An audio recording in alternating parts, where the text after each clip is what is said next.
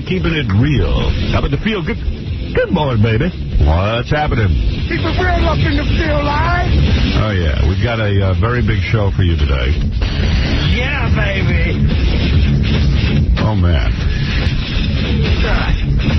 Hey, now. Hey, now.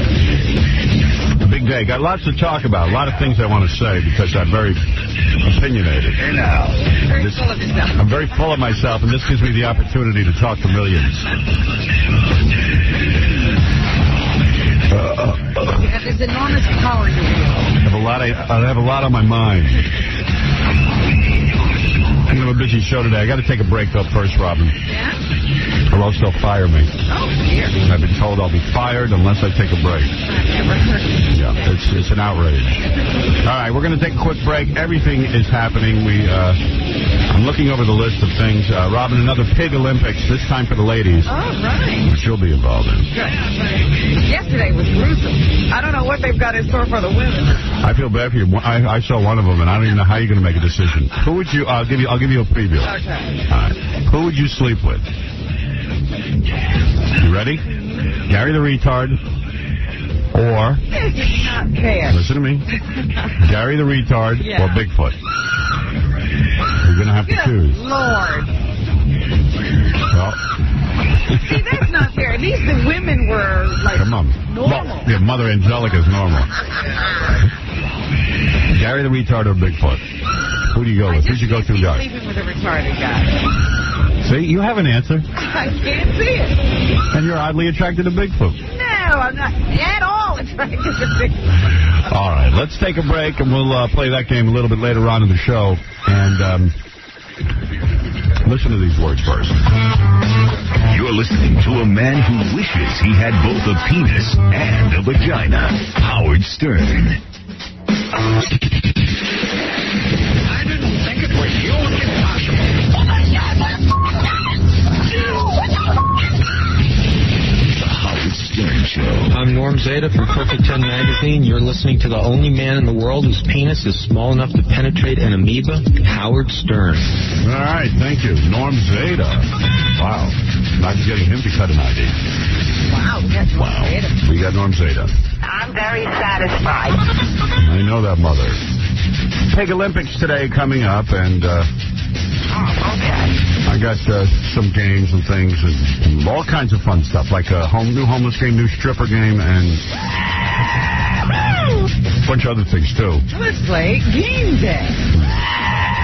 We're also going to talk to this artist dude who, forget about his painting, he had sex with 45 prostitutes in 2 days. That was the art? Yeah, well, no, that wasn't art, but he went over to, like, Amsterdam or something and had sex with 45 prostitutes in 2 days and had a heart attack. How old is he? I don't know. I don't know. I don't know that much about him. We'll be talking to him, It though. would be really great if he was 19. About 39, I think, Howard. 39. That's young enough Yeah. to be fascinating. Yep. It's unbelievable. So, 42 in 2 days. yeah. So, How could he do that? Isn't that physically impossible for a man? I think so. I do think so. I don't, I'm pretty sexually horny. I'm pretty horny. I think so. But, maybe 2-3 times. And, When you sleep, you're dead. maybe 4 times, 45 times. You never, 4 times, never. No, never. Even when I was 20. Yeah. And I could do 5 times a day. You did that once. Yeah, and I almost died.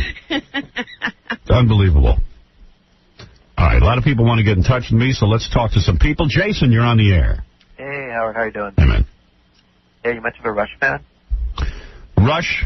No. Geddy Lee? I'm thinking you kind of look like his brother. I look like Geddy Lee, that's true, unfortunately. He's a great bass player. His brother? Don't you think? All right, thank you, Jason. I don't really spend any time thinking about Rush. At all. All right. In fact, I'm trying to think of... you can't even hum one of this. Okay, well, F that. All right, what? You rock. Spirit of radio. The Spirit of Radio. I'm trying to even... The Spirit of Radio. The Spirit of Radio. All I can think of is, today's young warrior. You can't even... Today's young Why y'all beat me, Mom? It's one of those bands you cannot sing along with. I mean, I played a lot of their records in my career when I used to have to play records. Played a lot of Rush. And I did a lot of talk-ups. Wish I had one of them now. The world is the wildest. The world is the wildest, breezy brother. I don't know one word. You can catch a word every once in a while. The wildest,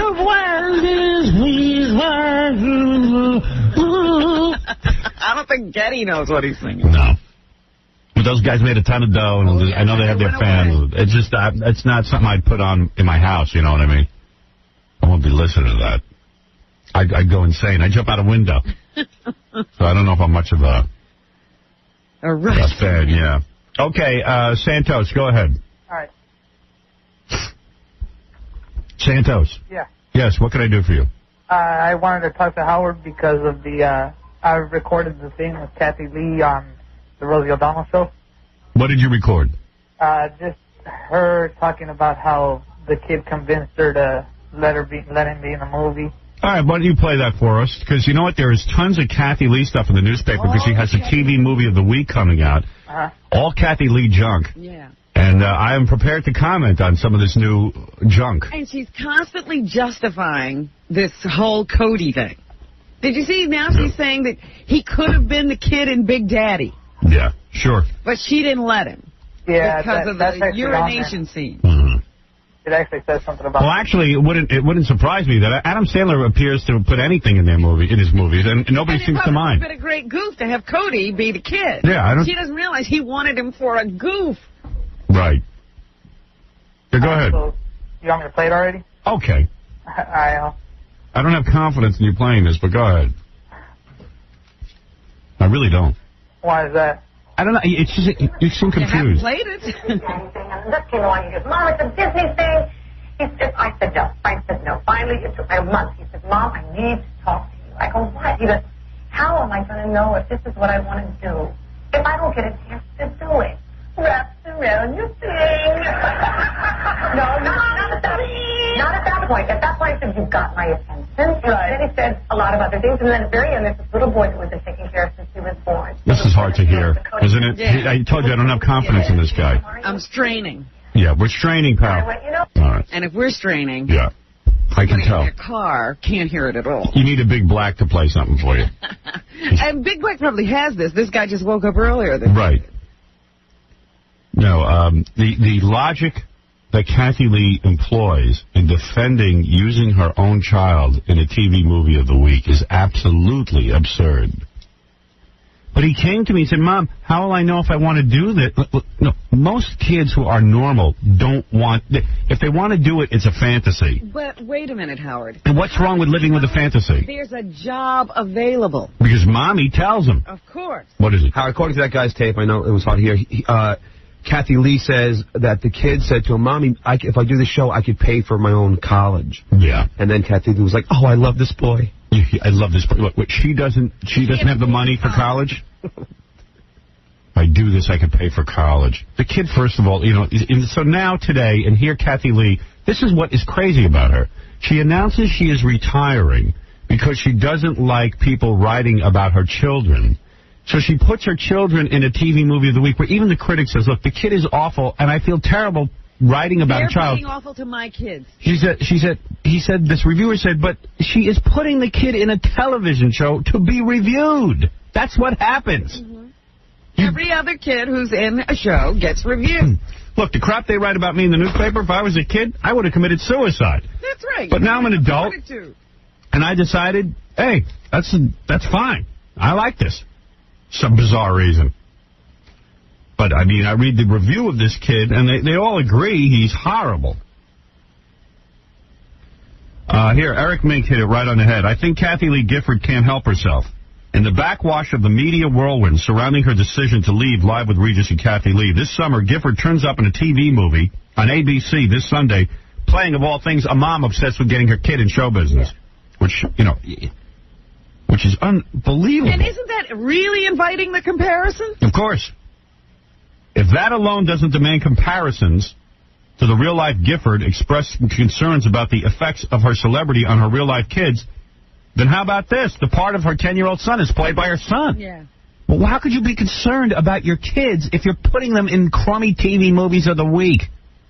And this is a crummy one. It's not even something worthwhile. It's just, something to fill up time and space. Right. The ABC movie Model Behavior is a silly trifle about teenagers switching identities. Gifford handles her minor role as well as anyone could. Her son's part is a little more than a cameo, and his performance is not very good. Hey, who wants to write that about it, kid? Who wants to see that in the newspaper? Yeah. What's remarkable, though, is Gifford's appearing in a film with her son, which makes them both targets for fair criticism at best, or hurtful media sniping at worst. It's a familiar pattern. She traffics in her real-life family identity, and then she complains that the media fails to separate her professional life from her private life. I know. It's like, she's a nutcase. She's a nut. But it's us who's wrong. Now, well, finally, all the newspaper writers and all of the people on radio and TV are talking about what a nutcase she is. I started screaming about this years ago. And people thought I was being mean. I said, she's not mean. She needs help. You were warning her, and she's only gotten worse. Gifford inadvertently exposed this fundamental contradiction in 2 recent appearances on CBS Late Night with David Letterman. The night she served as a guest host, she earned respect for her, that dumb song she did. Mm-hmm. You sell. I shouldn't take it so personally, she sang at one point, but to them I'm not a person, but a personality. The truth is, when it comes to her, the two are one and the same. That's right. He goes with a pleasant but hardly spectacular singing voice. It's not like they're hiring her to be in that play because she's a good singer. You know how many good singers are out there to be in that play? Please. She shouldn't even be on the stage. Yeah. And competent but modest acting chops. Yeah, she can be in crappy movies. She can do commercials. The essence of Gifford's appeal has always been the absence of a line between public and private person. So people like that, fine. But understand why they like it. No. And he even says she's clueless. She puts herself out there, take it or leave it, with accounts for why the viewer mail and phone calls live gets about her are pretty much equally positive and negative. She's beloved and despised. Mm-hmm. All right. Gifford, who's no dummy, seems clueless about this phenomenon, as evidenced when she returned to Late Show earlier this week. Letterman, like Johnny Carson, is masterful at maintaining an all but invisible private life, congratulated Gifford for having the courage to change her life. Gifford suggested that Letterman try to do the same. This produced a fascinating exchange during which Gifford tried to get Letterman to pull back the iron curtain that protects his privacy. So she says to Letterman, what do you do when you're not here? And Letterman says, well, the poodles, you know how Letterman avoids. Right, he goes into a joke. Right. And Letterman actually got a bit flustered as Gifford pursued the point, and Gifford clearly enjoyed getting under his skin. The idea of not wanting to share is a concept as foreign to Gifford as cactus and aspen. Absolutely. That's why she has to quit the show. She cannot not talk about her children if she's there every morning. Yeah. And she's upset about the tabloids talking about her kids, and she's upset about all the reviewers saying negative things about her kids, and she's the one bringing it on her. She is actually interviewed in People magazine this week, and she says in that article that she doesn't want to make a living talking about her life anymore. In other words, she couldn't do it any other way. Right. Why not? She couldn't go on in the morning and not tell you everything about herself. Right. So she has to take herself off TV. Or tell you a lot of stuff about herself, but the stuff that she's comfortable with. But she can't do that. No. She cannot keep that trap shut. And this whole idea, in every article now, she's defending putting her son in a TV movie of the week by saying, well, he came up to me, he wanted the part, he really wanted it, and, at first I wasn't going to give it to him, but then he sat me down and he said, but Mommy, how will I know that I like acting unless you let me act? You know what? Put him in a school play. That's right. You big retard. That's what everybody else does. Yeah. No, my son has to be in a TV movie of the week. It's absolutely ludicrous. The other point that she always misses is that nobody's coming to the house to get Cody. Right. She's putting him there. Nobody's clamoring. Nobody's banging down the door saying Cody must act. Right. She's in this battle. Big Black, you're on the air. The big news, she's actually on the front page of some of the newspapers that Kathy Lee went on TV and then said that sex saved her marriage to Frank. That's the People magazine article. Is it? Yeah. Sex saved her marriage. They can't play the show on the hold anymore?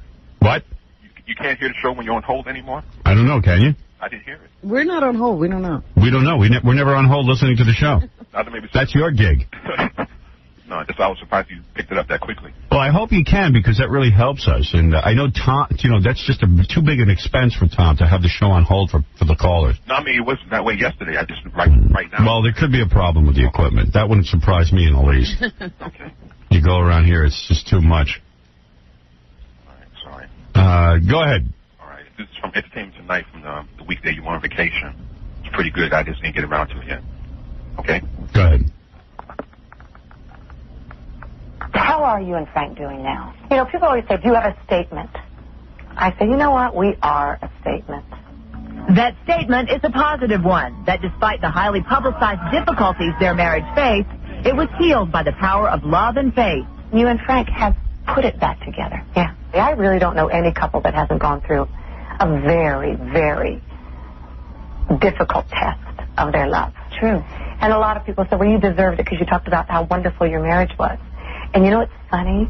I think it's obvious that everything I said was true. Because if it hadn't been a wonderful marriage, it could have never survived.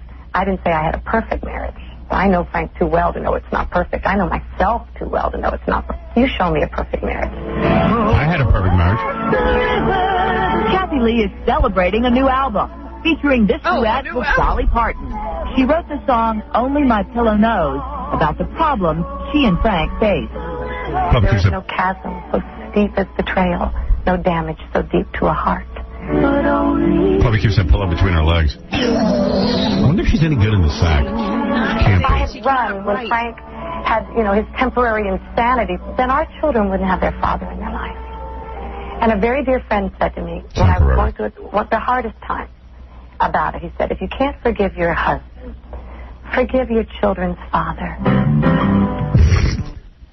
She's a pisser. You know what? Get a clue, Kathy Lee. Gift would be gone if he was 20 years younger. Right. He's too old to go anywhere. Frank's temporary insanity. He's done this before. How many wives has he had? He said temporary insanity his entire life. Oh, my God. That's called insanity. Get a clue. She's funny. What is some anal? That's temporary insanity. Yeah, that's not insanity. That's being a man. He likes his anal. That's right. Frank's a man's man. It's true, if Frank was 20 years younger, he'd be gone. Just like he was with the wife she took him from. Right. But he's just so old, he's not leaving her. That's right. Guys finally get so old, they know they don't have the energy to do that anymore. Yeah. And they want somebody there when they go. Yeah, she's a nurse. She's just a nurse for the gift. That's it. Kathy Lee, please come clean my bedpan. Come on. Kathy Lee, please, more French toast. Immediately. I know you're the one who'll be there, baby. Will help me die. Some 20-year-old is not going to stay. Right. You know those 20-year-olds lose interest if you can't walk. Gift should leave and just hire a nurse. No. It's better when you know they care, because then they're not robbing you. Yeah, right. Yeah, it's embarrassing having, like, a Dominican pushing you around in a wheelchair out in the park. Yeah. And then beating you when they get home. Come here, Mr. Gifford. Wow. Well, so that's the big news. And now Brian Gumbel's wife has a lawyer. And she's going to embarrass him any way she can. Well, you know what? I don't figure she's wrong. No, she probably isn't. He probably won't fork over some dough, so. And he's been putting her through it for years. She's been publicly humiliated by him for years. Yeah, that was an amazing story, him with that blonde chick, right? Gumbel's wife, Bryant, cheated on me from day one. So why did you stay, you nitwit? Well, she's one of those wacky Catholics. Oh, yeah. Catholics are the best. You can do anything you want to them. Yeah. I just know he'll come out of it. Brian's wife, he shot me through the heart. Wow. I love that. How long were they married? 20-something years? 20? Yeah, she's 51. She's a damn good-looking woman for 51. So leave Brian alone. Go out and get yourself some young guy with his money and get laid. Yeah, go out and have a party. Get banged. He's been cheating on her for 20 years? She says from the very beginning. And now she wants to get a divorce? Well, I mean, why now? Because he's living with another woman. Yeah, I mean, she doesn't even have him in the house.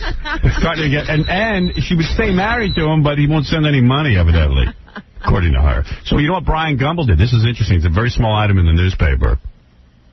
Brian Gumbel, in order to combat all of this, that he's like a distant father, doesn't support the kids. Last night it was his daughter's 17th birthday. Yeah. So he had dinner for her at Chun-Li and her friends, and he got NSYNC to show up at the dinner. Right. What's with those guys? He's being the absent father. Yeah. Here, come here. I got a great night clip. And then what did he do? He made sure there was a newspaper picture of it. That's right. That's low. Yeah. That's low, man. That's using all your guns. Yeah, that's like unbelievable. Using all your guns. Here's a guy who never wants a picture of himself. Honey, get in the picture with NSYNC. Everyone will see I'm a great dad. Holy cow. But June's fighting back. She says that a couple of days after he changed the money arrangement, their son's phone was cut off at college. There you go.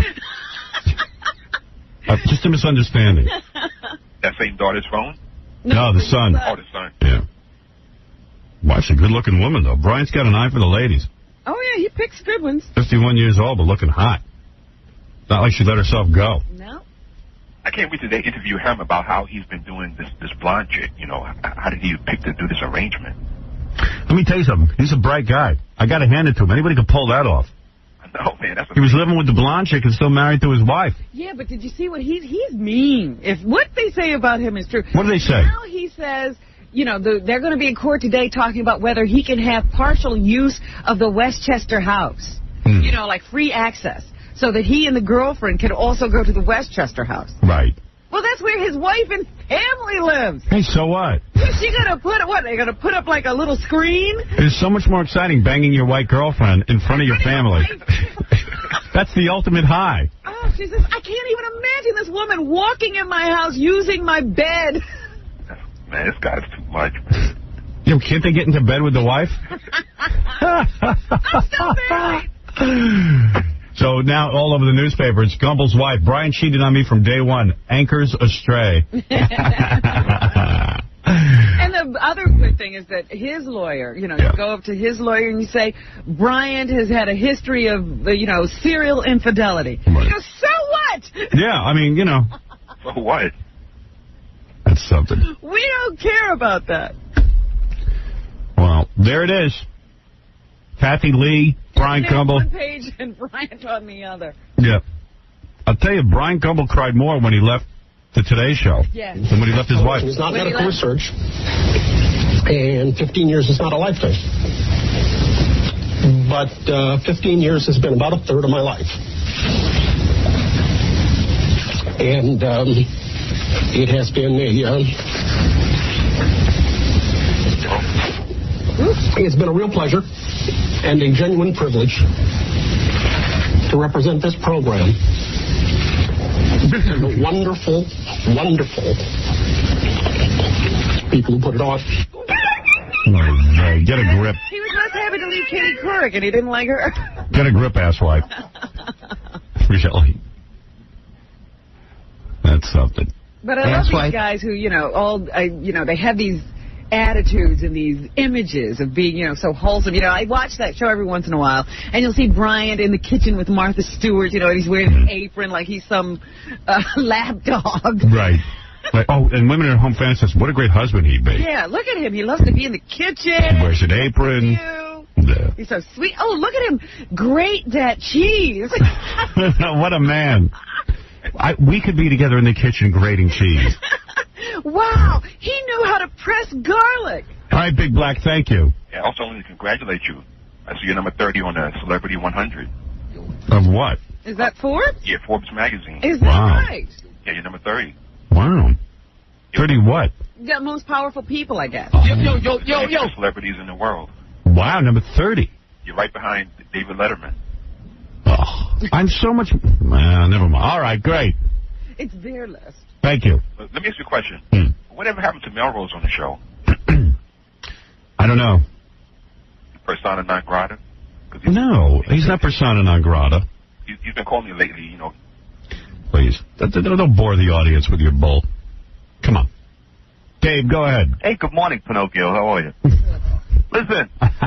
Do you have any friends besides us? You're the only ones I got. Go ahead, Dave. I went to the Knick game on Sunday, and I saw Spike Lee there with his family. Just out of curiosity, now that you're single. Yes. How come you don't want to go there and sit in the front row and be there with all the stars? Well, number one, I don't want to go to the basketball game because sitting through an entire basketball game is so goddamn boring. You have to leave. Yeah, and also, you know what? There's a whole thing about going to the basketball game. According to like celebrities I know who go, you got to be ushered in a special door. Then they put you in the special seat, and then they... Well, they take you to a special room before they put you in a special seat. Well, they cater to the stars. That's No, but you know what? I don't need...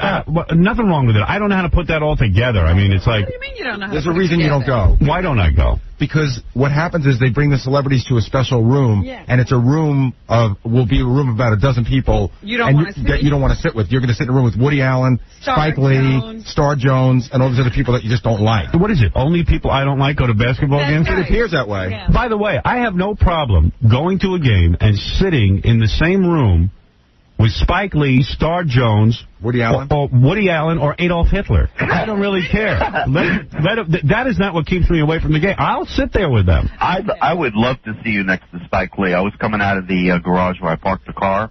Spike Lee is not going to keep me away from anything I like doing. I just don't have a desire to sit. He's not a huge basketball fan. Yeah, to sit for He's a small basketball fan. No, I'm talking about me. I don't want to sit for 3 and 4 hours and watch the Knicks. I don't 2 hours and 15 minutes. I don't see you enjoying it, Howard. That's not 2 hours and 15 minutes. It means getting up, getting over to the game, waiting in the green room for the game.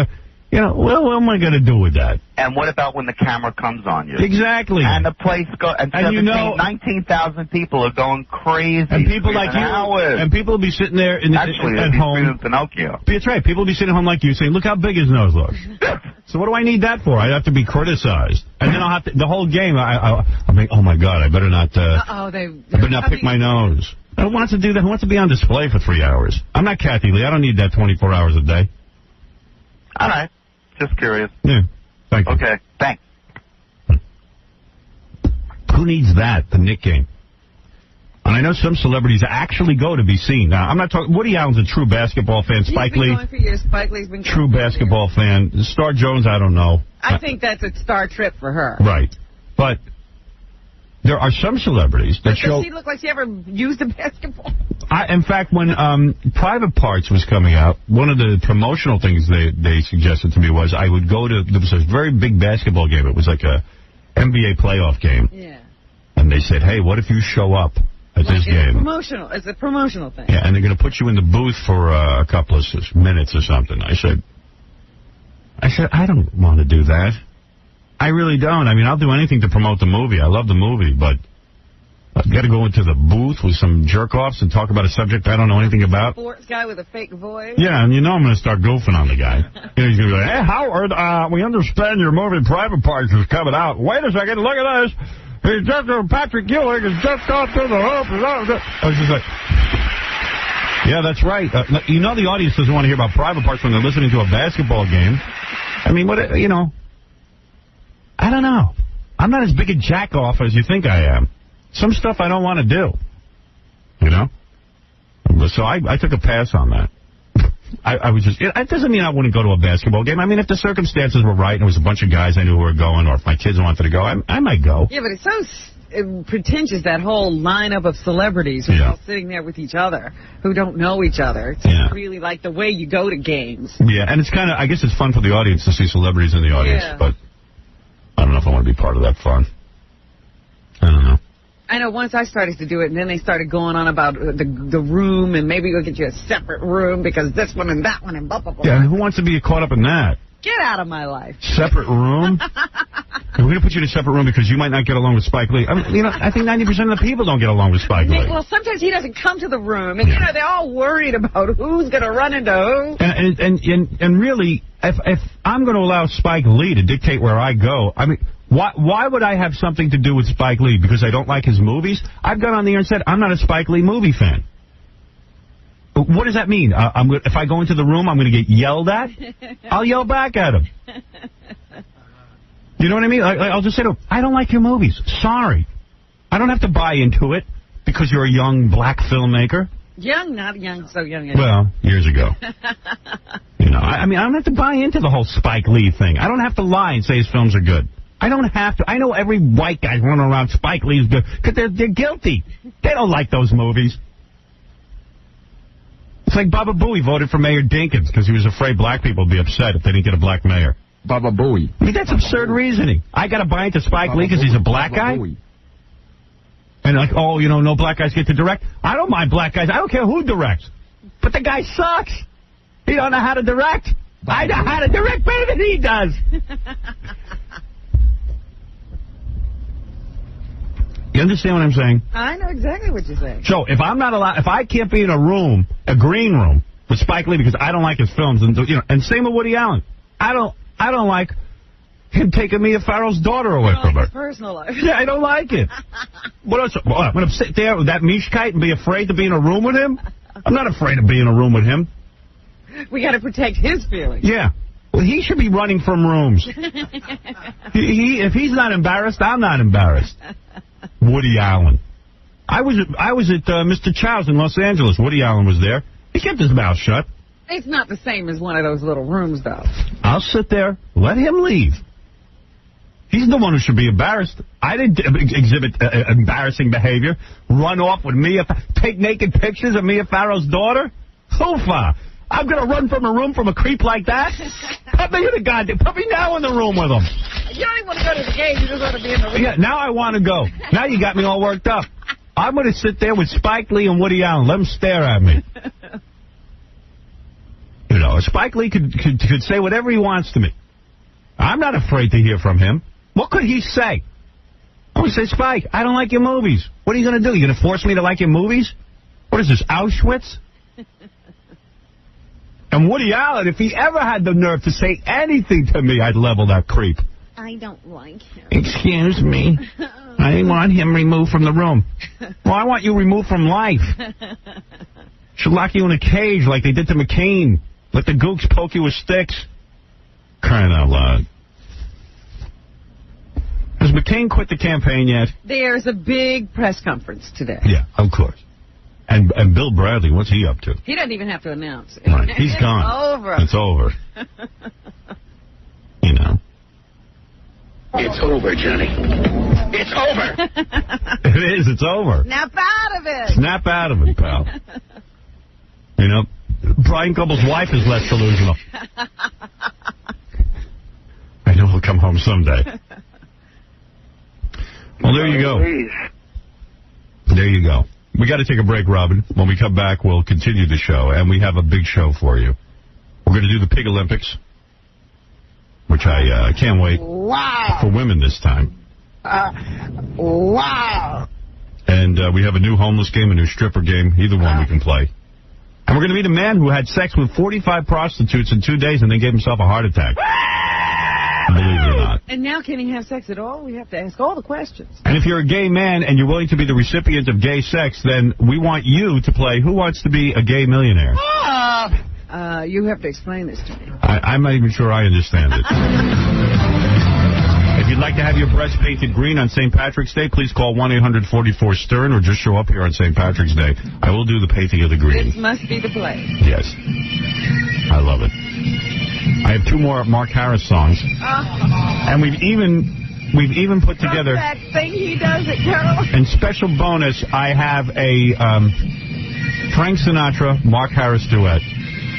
What, did you create this? Yes, we did. Oh. We took Frank Sinatra doing that dumb song that Mark Harris does.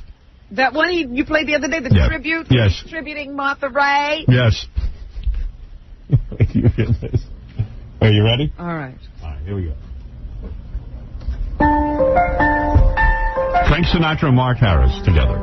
How do you keep the music playing? This is really weird. How do you keep the music playing? How do you make it last? How do you keep the song from fading too far?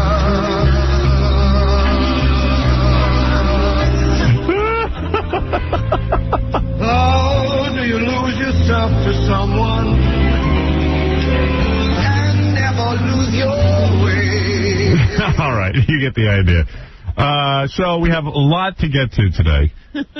A lot to get to. And we'll be back right after these words. Oh, for heaven's sake, what's new here? Howard Stern. Howard Stern. You know what I mean? When I walk the streets with Dirt Dog. My name's Dirt Dog. I don't know about all the other rappers, Busta Rhymes, all. I ain't talking about all that. You know what I mean? I'm all about me right now. You know what I'm saying? I got love for them niggas, but nigga, please. You know what I mean? You know, don't with Dirt Dog. Put it that way. Nigga, please. Don't with Dirt Dog. Dirt Dog is not the one to be with. Straight up. Whoa, Dirt Dog. Get down with your bad self, ODB. We got to listen to that again. I would like to haul out that tape again and listen to Old Dirty Bastard press conference. It is the greatest single press conference ever held in the history of press conference. I did a press conference the other day for Son of the Beach, which airs on Tuesday night. This coming Tuesday. This coming Tuesday night. I'm very excited about it. It's hard to believe it. After all this hard work, that finally the audience will get to see Son of the Beach, which is a lot of fun. I mean, but they don't get it. You know, it's weird. I saw a bus sign for Son of the Beach here in New York. Oh, yeah? But FX isn't on in New York. It's like hearing about something and not being able to get it. Unless their goal is to get people to complain and say, hey, put FX on. But I understand FX. Some kind of a deal? Some kind of deal, but they should just start it already so my fans can see Son of the Beach. Tuesday. I remember when FX first started. They, at the time I was a huge fan of the X-Files, and they were starting to rerun all the episodes. I was really disappointed because I couldn't get it. Yeah. And all you could do was hear about it. You can get it on satellite if you have satellite, but I don't know how many people have satellite here. Yeah, well, I was a Manhattanite who, couldn't get satellite. But the rest of the country will get Son of the Beach. I should have done a Letterman shot. Although maybe they don't even want me because... Why not? I don't know, because I did Leno. I don't know. Who knows? Please. They don't play that game, do they? Sometimes.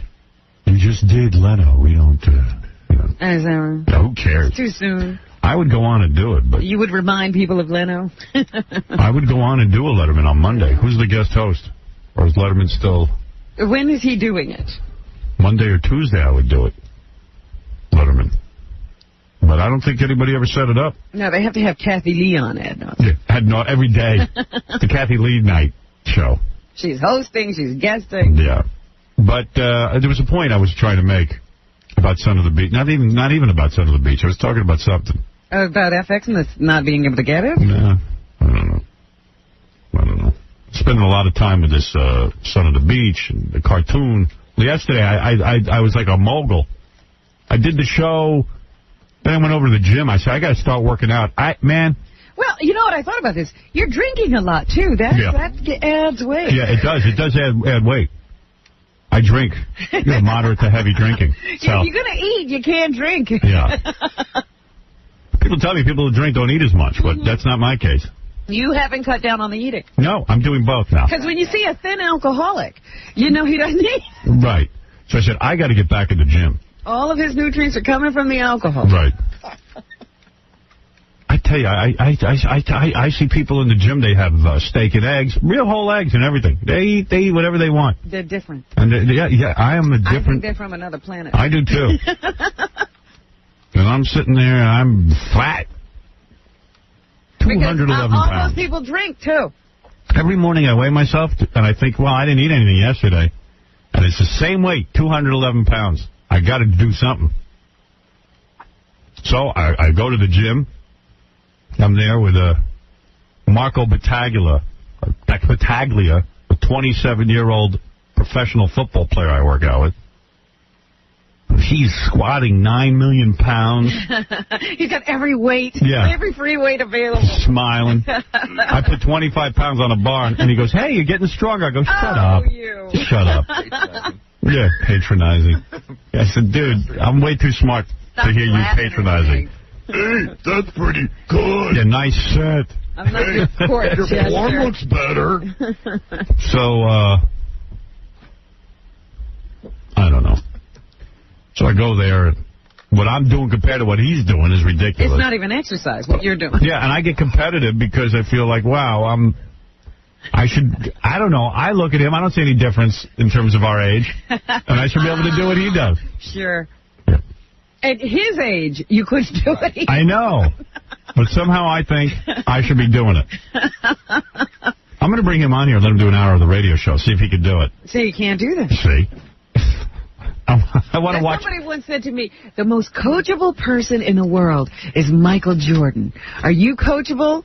I said, no. I taught myself everything I know. Right. Well, that's not coachable. Are you Michael Jordan? I said, no, Michael Jordan can't do what I do.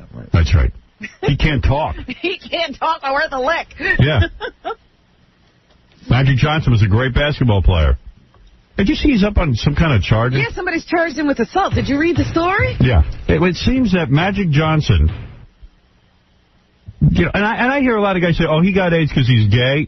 I don't think this guy's gay. I don't think he's gay at all. I think he got it from heterosexual sex. I do. I don't know what he does, but I know women are involved. Right. I'm not sure about how much he does, but women are involved. Yeah. Gary, do you think Magic Johnson's gay? He's no way. I think that when you get involved in lots of sex, that just lots of weird stuff happens, but I don't think he's gay, but I think that some weird stuff may have happened. Like what? Like, I think that when he could have been experimental. Exactly. Just for sheer numbers of what he's supposedly I've done all of that. Let me try this. Exactly. I don't know. You know, it's just like drugs. If you're into drugs, you try anything. You got to go to, I've already done one woman, I've already done 3 women, I've already done 5 women. Let me see what the next thing is. What doing a guy? Well, no. I'm telling you. You can give me 10 million women. Doing a guy ain't going to come up on the list. Because all you're doing is talking. All right. You didn't have those pool parties. Right. Okay, whatever.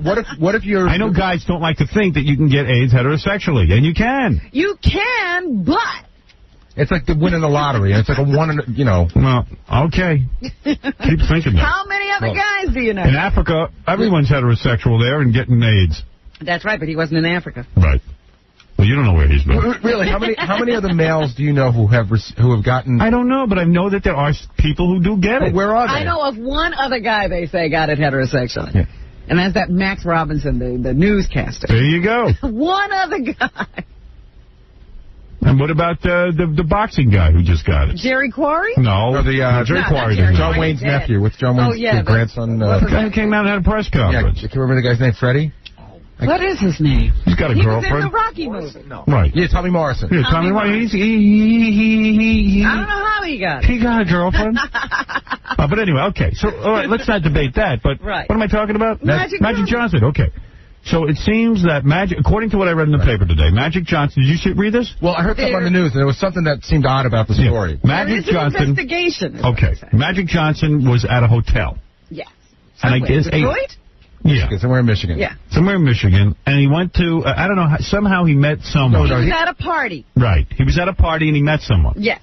And somehow he said to them, I want a massage. She said she was a massage therapist. Right. He said, oh, my neck has been bothering me. Right. Okay, fine. Okay. Oh, man, you are bad. So, at the end of the party... At the end of the party, he said, I would like a massage. But it was like 2 in the morning or something. It's not like a regular hour. But where are they now? At the party. And she said she's not comfortable going to his room and giving him a massage unless other people are there. What's up with that? So he said, fine. And so some other people were there for the first hour of a 3-hour 3-hour massage. That's the red flag, right? Yeah, I've never heard of a 3-hour massage. Never.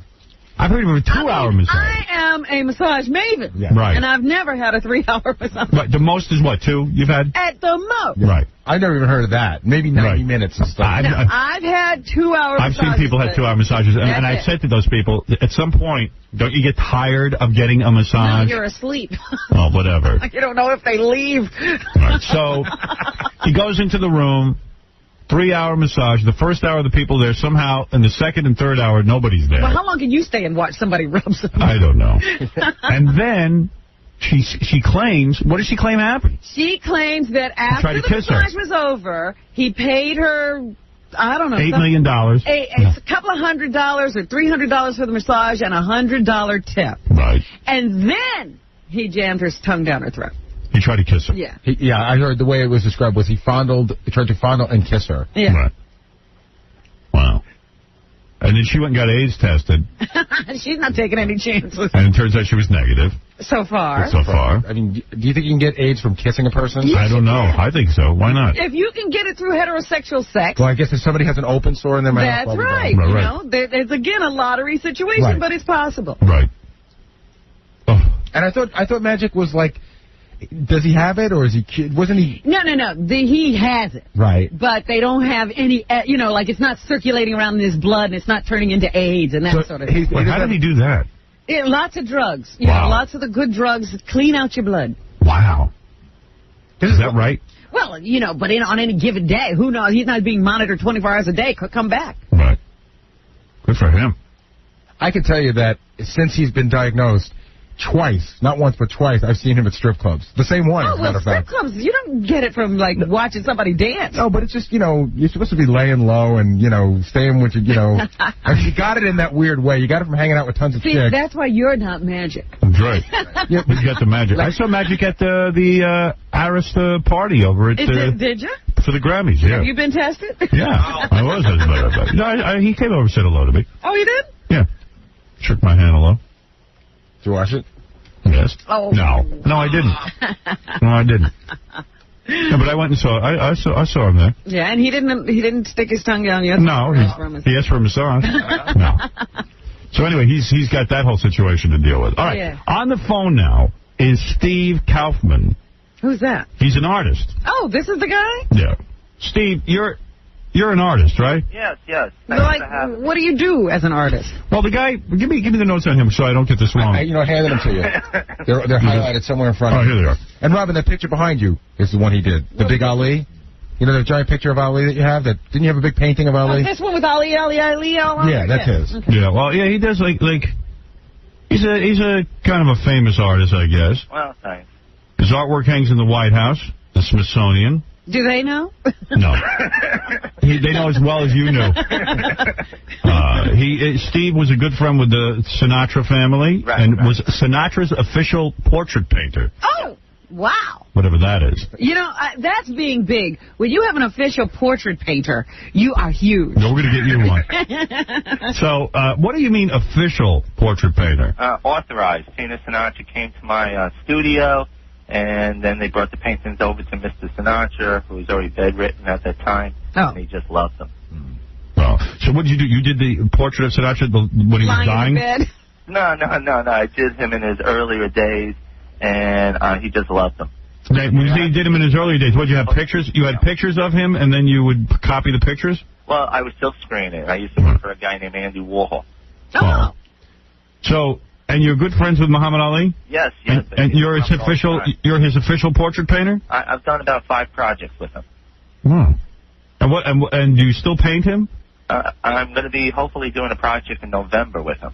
And I guess he doesn't have a lot to say when you're painting him. He's a perfect portrait painter. Yeah, he just sits wherever you put him. Right. Well, I usually work from photos, but yeah. I see. But he has sat for you. He's still there. I mean, I brought a girlfriend over to meet him, and he shook her hand and said, "Nice to see you again." He never met her before, but he did that as a prankster. Oh, I see. We sure? And you say even John Travolta sat for you. Yes, I've done John, and I've done Mickey Mantle and Marilyn and a number of others. All right, so you must be somewhat legitimate. Marilyn sat for and Pacino. Oh, you did Pacino. The man. Scarface and Godfather. Right, so you're a big deal. And why do you... Something gets me on the bus. Why do these people sit for you? In other words, they want pictures of themselves painted? Well, actually, I met with... the people from Al Gore's campaign just 2 days ago when I was in Washington. Robert, I wonder if I need an official portrait. You need an official portrait. Well, you have Neiman there, no? Yeah, but Neiman only captures the 30s. We need to get the next era. Yeah, I ran into Neiman yesterday on the street. Really? Yeah, Leroy Neiman. How's he doing? He seemed fine. He came up to me. I said, Leroy, I've got your picture hanging up on my wall. And he goes, good. Who are you? I seemed to know who I was. He said, that picture is very valuable, he said. It's a very good picture. That's what he'll always say. He tells you all of his stuff is valuable. Yeah, valuable. He's a good guy. He always cares about the value. I said, good. You want to buy it back from me? It's not that valuable. Yeah. But I told him how much I enjoy his painting, and that was that. Right. Right. So, yeah, okay. So, in other words, if I wanted you to be my official portrait painter. Right. What would you do? What would you do? How would that work? Well, I would probably get a bunch of photos and probably take a couple of naked girls and draw paintings of you on the girls.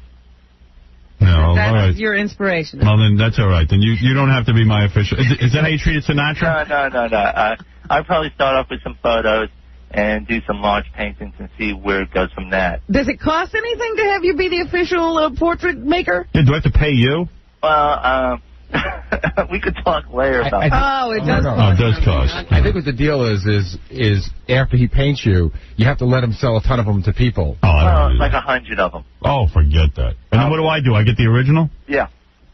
Well, I did large originals of Sinatra's, and right now we're talking to the Whitney Museum about exhibiting them. Yeah, but how much are they worth? $200,000 for 4 of them.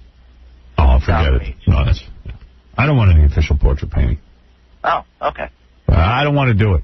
All right. All right. Now, let's talk about what happened to you. You're a straight man? Yeah.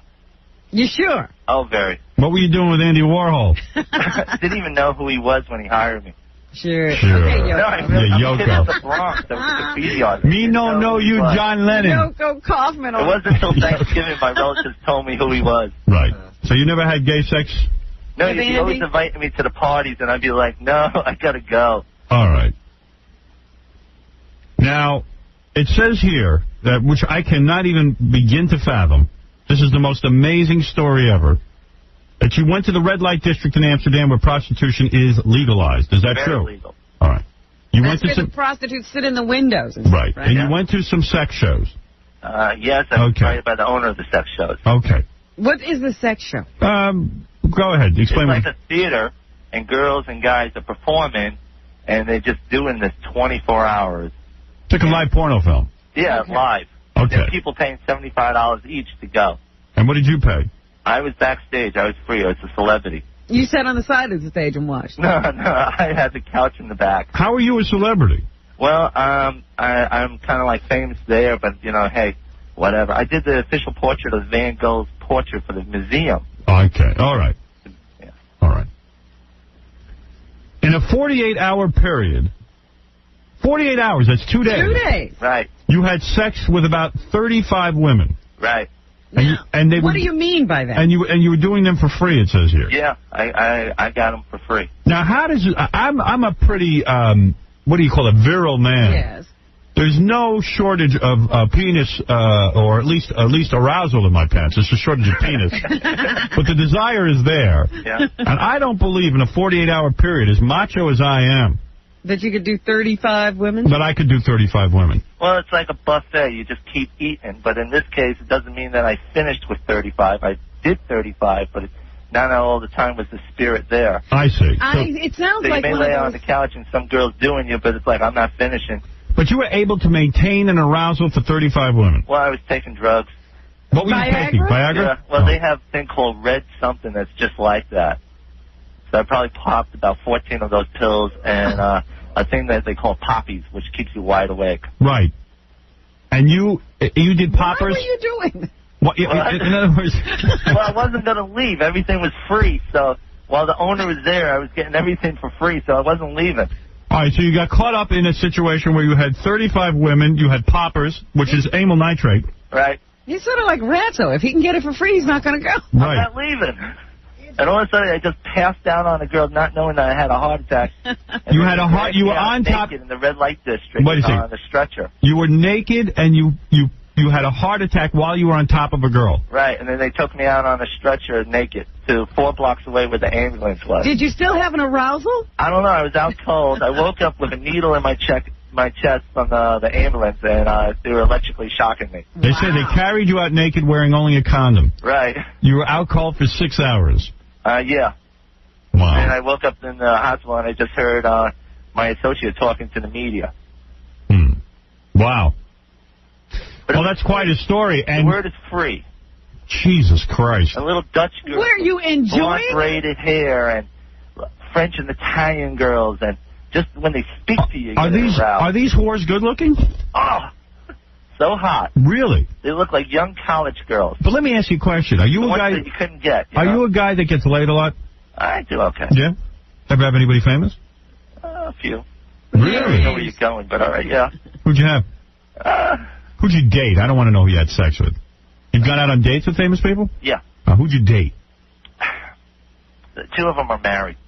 Were they married at the time? No. Then tell us. No, just No, I don't mean sex. I don't want to know you had sex with him. I just want to know if you were dating. Dating is sex. No, it isn't. That is not sex. That doesn't mean you had sex with them. I don't, why I'm asking you, I want to know the caliber of the women you get it on the first or second date, you don't date. That's not true. Oh? That's not true. You're telling me if you don't get laid on the first or second date, you don't date the girl? No, absolutely not. Oh, you are something Have you else. ever been married? No. No. Bobby, do you believe that's true of most men, that if they don't get laid on the first or second I believe date? there are guys who have this lower quality control. Really? Yeah. Wasn't there something exciting about sort of... prolonging the experience? No? No. Oh, gee, I must be out of it. I mean, that's crazy. Well, sometimes it's fun to just hop in the side. Yeah, but don't you... He's not with anybody he likes to talk to. Oh. You've been with... You've actually dated actresses? Yeah. Well, give me an idea who. I can't. He can't tell you because he's banged them. No, he can't tell me because they're probably not that hot. Yeah, it was Linda Hunt and... Yeah. You turned down Madonna, you claim, right? Yeah, I mean, she had hairy armpits at the time, and it was like fishnet shirts, girls on 11. I mean, hey, if I knew who she was, lay her. You know what I mean? You would have done her.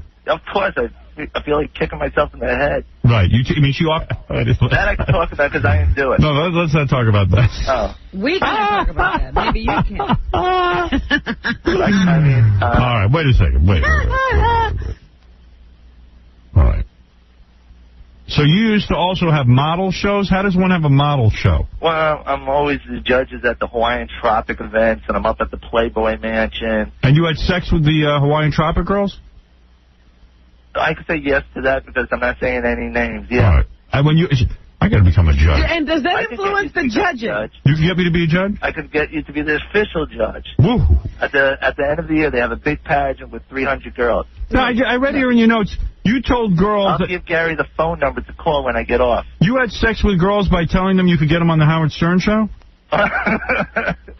Well, actually, there are some girls that are interested in being on your show. Really? And? Yes. Well, I'm on the phone, though. So it didn't work. You're kidding me. I was going to bring girls over. Come on. Sorry. Steve, stay with me here, huh? Okay, sorry. Ugly guy. All right. Can I ask you, did you enjoy up until you got the heart attack? I was having a great time. It was like a free buffet. All right. Are you still with women, or are you unable to perform now? I haven't been able to even breathe because they gave me a shot, so I couldn't get it up for about a month. Wow. So when did this happen? So when it happened, my associate told them to give me a shot, otherwise I would run back to the red light district. So they gave me a shot, so it was like I couldn't even walk. So how long ago was this? It was like the 20th of January. Oh, my God. Recent. And they call it an irregular heartbeat. So you have not had sex since then? Right. Wow. Oh, boy. Are you walking around? I'm walking around normal. I lost 30 pounds in 4 days. Are you afraid to have sex now that you had the heart attack? My manager refers to as the guy who burns his hand on the stove. You tell the kid not to touch the stove, and all of a sudden he touches it and he doesn't touch it anymore. So you're not having sex with women because you are afraid? No, I'm just weak. Right. God, you might have to actually go out and have a relationship. God forbid. You might actually have to talk to one of these girls. Get married. Yeah. So you're 39 years old and this all happened. Yeah. All right. Well, it's a fascinating story. Has its moment. Unbelievable. Never a dull moment. Well, thank you for sharing it with us. Is there anything I'm promoting here? Yes. Let me see. You can see Steve's artwork from March 9th to March 13th at the Art Expo at the Jacob Javits Center in New York City. Oh, okay. If you need more information, call 1-800-331-5706 or go to artexpos.com. And to contact Steve, ladies, email him at studiosac@AOL.com. Studio SAK at AOL.com. Yeah, maybe you can be the next to give him a heart attack. Well, there you go, Steve. Thank you. Thank you so much. All right. Bye-bye. Bye. There he is, Steve Kaufman, who banged 35 women and passed out and had a heart attack. Yeah. Almost died. Let that be a warning to anyone else out there having sex with 35 women in 2 days. That's amazing. What pisses me off is he's having all this sex telling women that he can get them on the show. Where is all my Well, sex? he claims that it never happened because he was only on the phone with her. Yeah, well, girls, I can get you on the show. I think you have a better chance than he does. That's right. Speaking of dating, I got a letter here from a chick. Oh, yeah? Hey, now. Sends a picture. Good looking?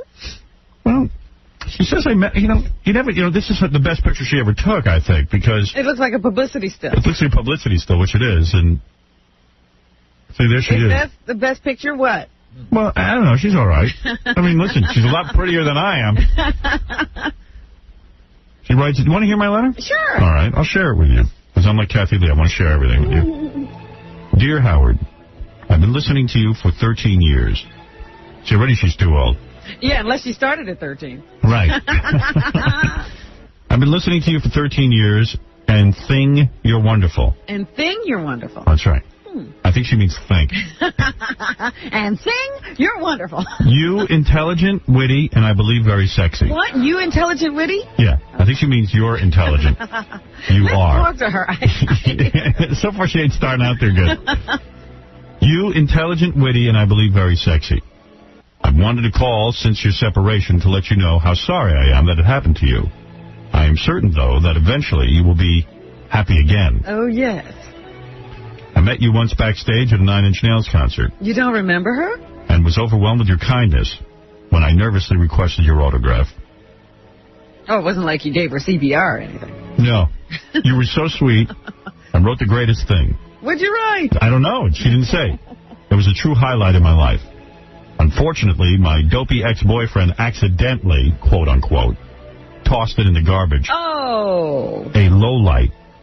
And I'll never forgive him. A low light? Well, yeah, the highlight was... Oh, okay. At first I thought that was...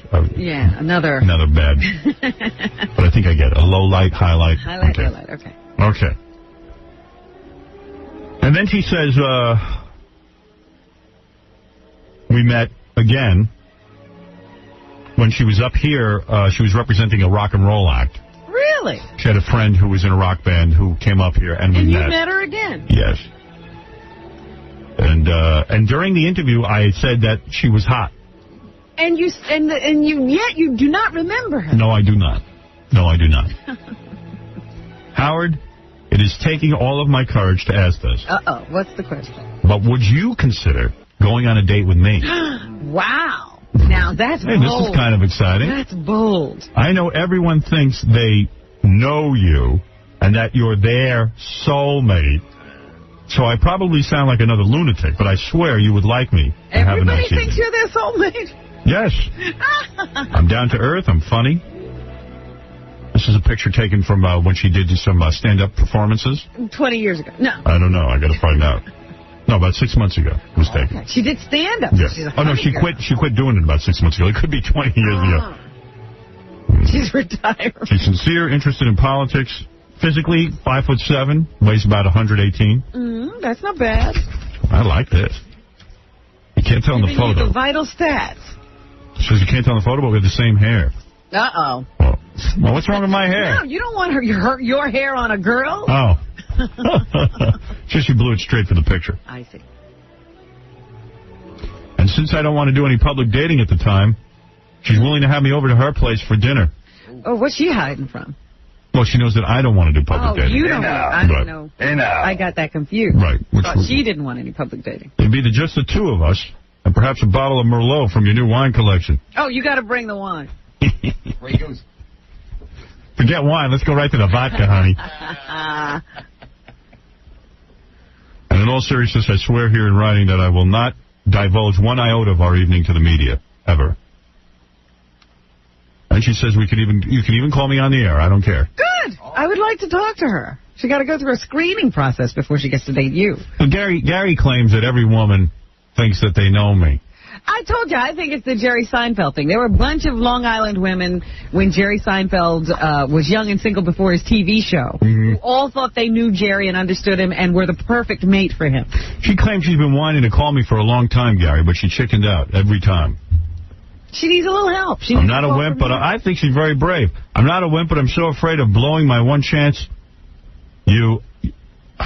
I'm I'm so afraid of blowing my one chance you when it dawns on me that I would not only be asking you out, but doing it in front of millions of people. So I decided to write instead. Okay. You think she should have proofread this? Yes. You know what? She probably was so nervous, and if she had proofread it, she never would have mailed it. Okay. So she just dashed it off and dropped it in the mail out of fear. Maybe she's an idiot. I'm giving her the benefit of the doubt. Oh. Thanks for taking the time to read this. If I never hear from you, even if I never hear from you, but hope to, I will continue listening and support you during this difficult time for you. All right. How about this? Suppose he dates you, bangs you, and dumps you. Would you still listen? Right. And would you go to the press? I'm still unsure what she thinks that you guys, what the big common bond is between you guys. That you're both funny and... That they have the same hair. I don't know. Maybe you ought to get her on the phone. Yes, I'd like to. While you do that, I'll take some more phone calls. Get her on the phone for me and find out what kind of deal. Kismet. Yeah. I doubt it. I think I'm done with Kismet. Did you see that Darva Conger has moved to annul her marriage to Rick Rockwell? Darva Conger was on Larry King. I'll talk about that in a minute. Okay. Chris, you're on the air. Hey, what's up, Howard? How you doing? I'm doing okay. Yeah, I just want to see what's up with you and Robin Givens, because I see her on TV. She's looking pretty good. She's a beautiful woman. Yes, she's very beautiful. You should very gorgeous. Take some liberties with that. Oh, my God. If only I could. You should do her a rudeness. Oh, if only I could. Only if I could do her a rudeness. Now, she is a beautiful woman. She's very beautiful. And I will go to dinner with her. Good. I Is there something in the offing? Well, I don't know. I have no idea. But I'm going to show up at dinner one night and hope she's there.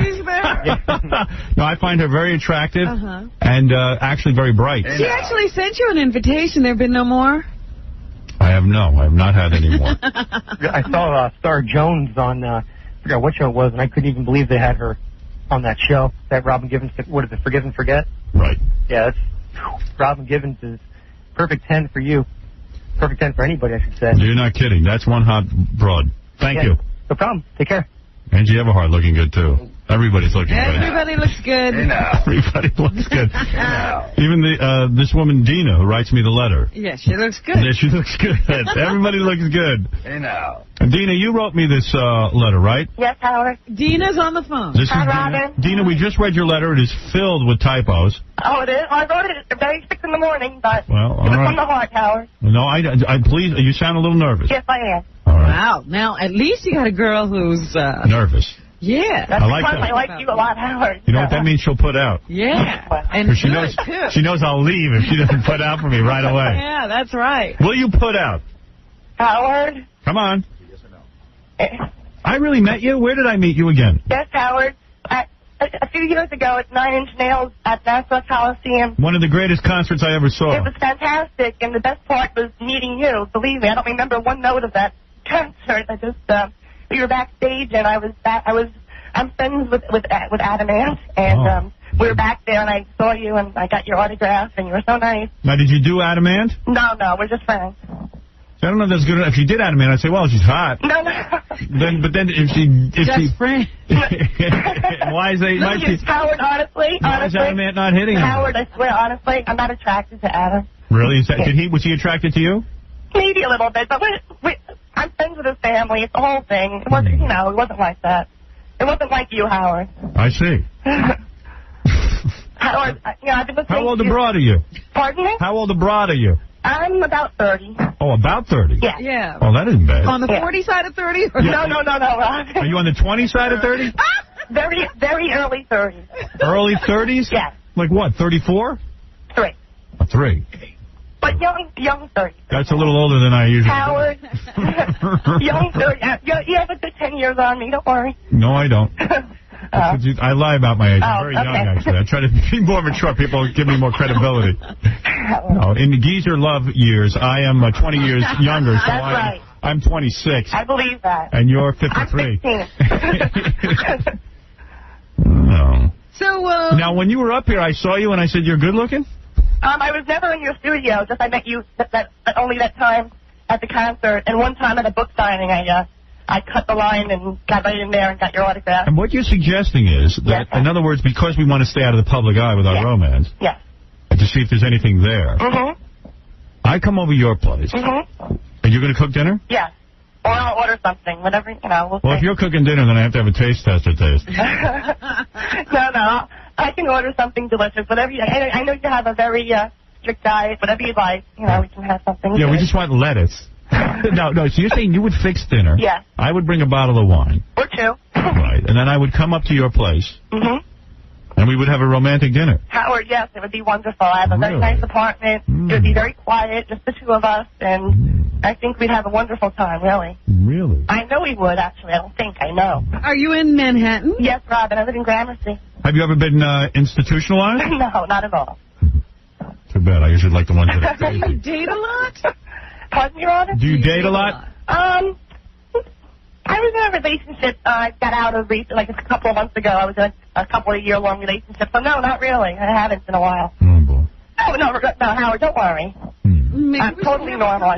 Maybe we look. I mean, maybe you should come down here so we can get to know you. Howard, just come meet me on your own without, Really? the whole million of But let me ask you something. Come on. Come on. What if I don't like you? Then it's going to be all embarrassing. I'm not good at that. It would just be, you know what, Howard? Just take a chance. You know, It would just life be a is couple of hours of your whole life, and you'll have a great time. Short. How many? No, I'm 5'7", Robin. No, I said life is short. He can waste 2 hours on you if he doesn't like you. Yeah. Well, No, I know. this is very sweet. You got to admit. Well, Howard, look at it this Primo way. opportunity. I've What if given she's you hot? about 13,000 hours of my life listening to you. Now, what is the couple of hours? I'm serious. What is the total number of men you slept with? Total number of men? Yeah, just curious. Oh, Howard, I don't know. Well, you have to divide how old I am compared to when I started. No, I don't. I don't have to do any math. Don't tell me how to do math. I'll do the math. Probably about 20. Oh, all right. From college on. It's like 2 a year, Howard. Right. I understand. And what are you going to wear on the date? I'm just curious. I know. Well, Howard, I have very nice legs, so I'll wear a short skirt. Oh. I know you like that. You won't come down here to meet us. Oh, no, I never said I wouldn't, but I prefer not to. Now, do you think you want me because I'm famous, or No, do you really Howard. think you love me? Howard, probably the second, although it's embarrassing to say. I don't want to sound like a nut. I've been listening to you for so long, and I really like you. I think that you're a great guy. I mean, everything, good and bad, you're so smart and so funny and insightful, and I really feel like we do have things in common. Really? Like what? Yeah, what do we have in common? I'm so nervous right now. It's hard to think straight, but I swear. What do you have in common with me?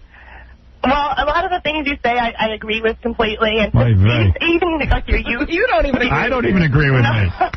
I was into the comic books as a kid and music, and Really? that's like starting there. And You have something in common with everybody, then. No, well, I was listening to you yesterday about the comic books. I was cracking up.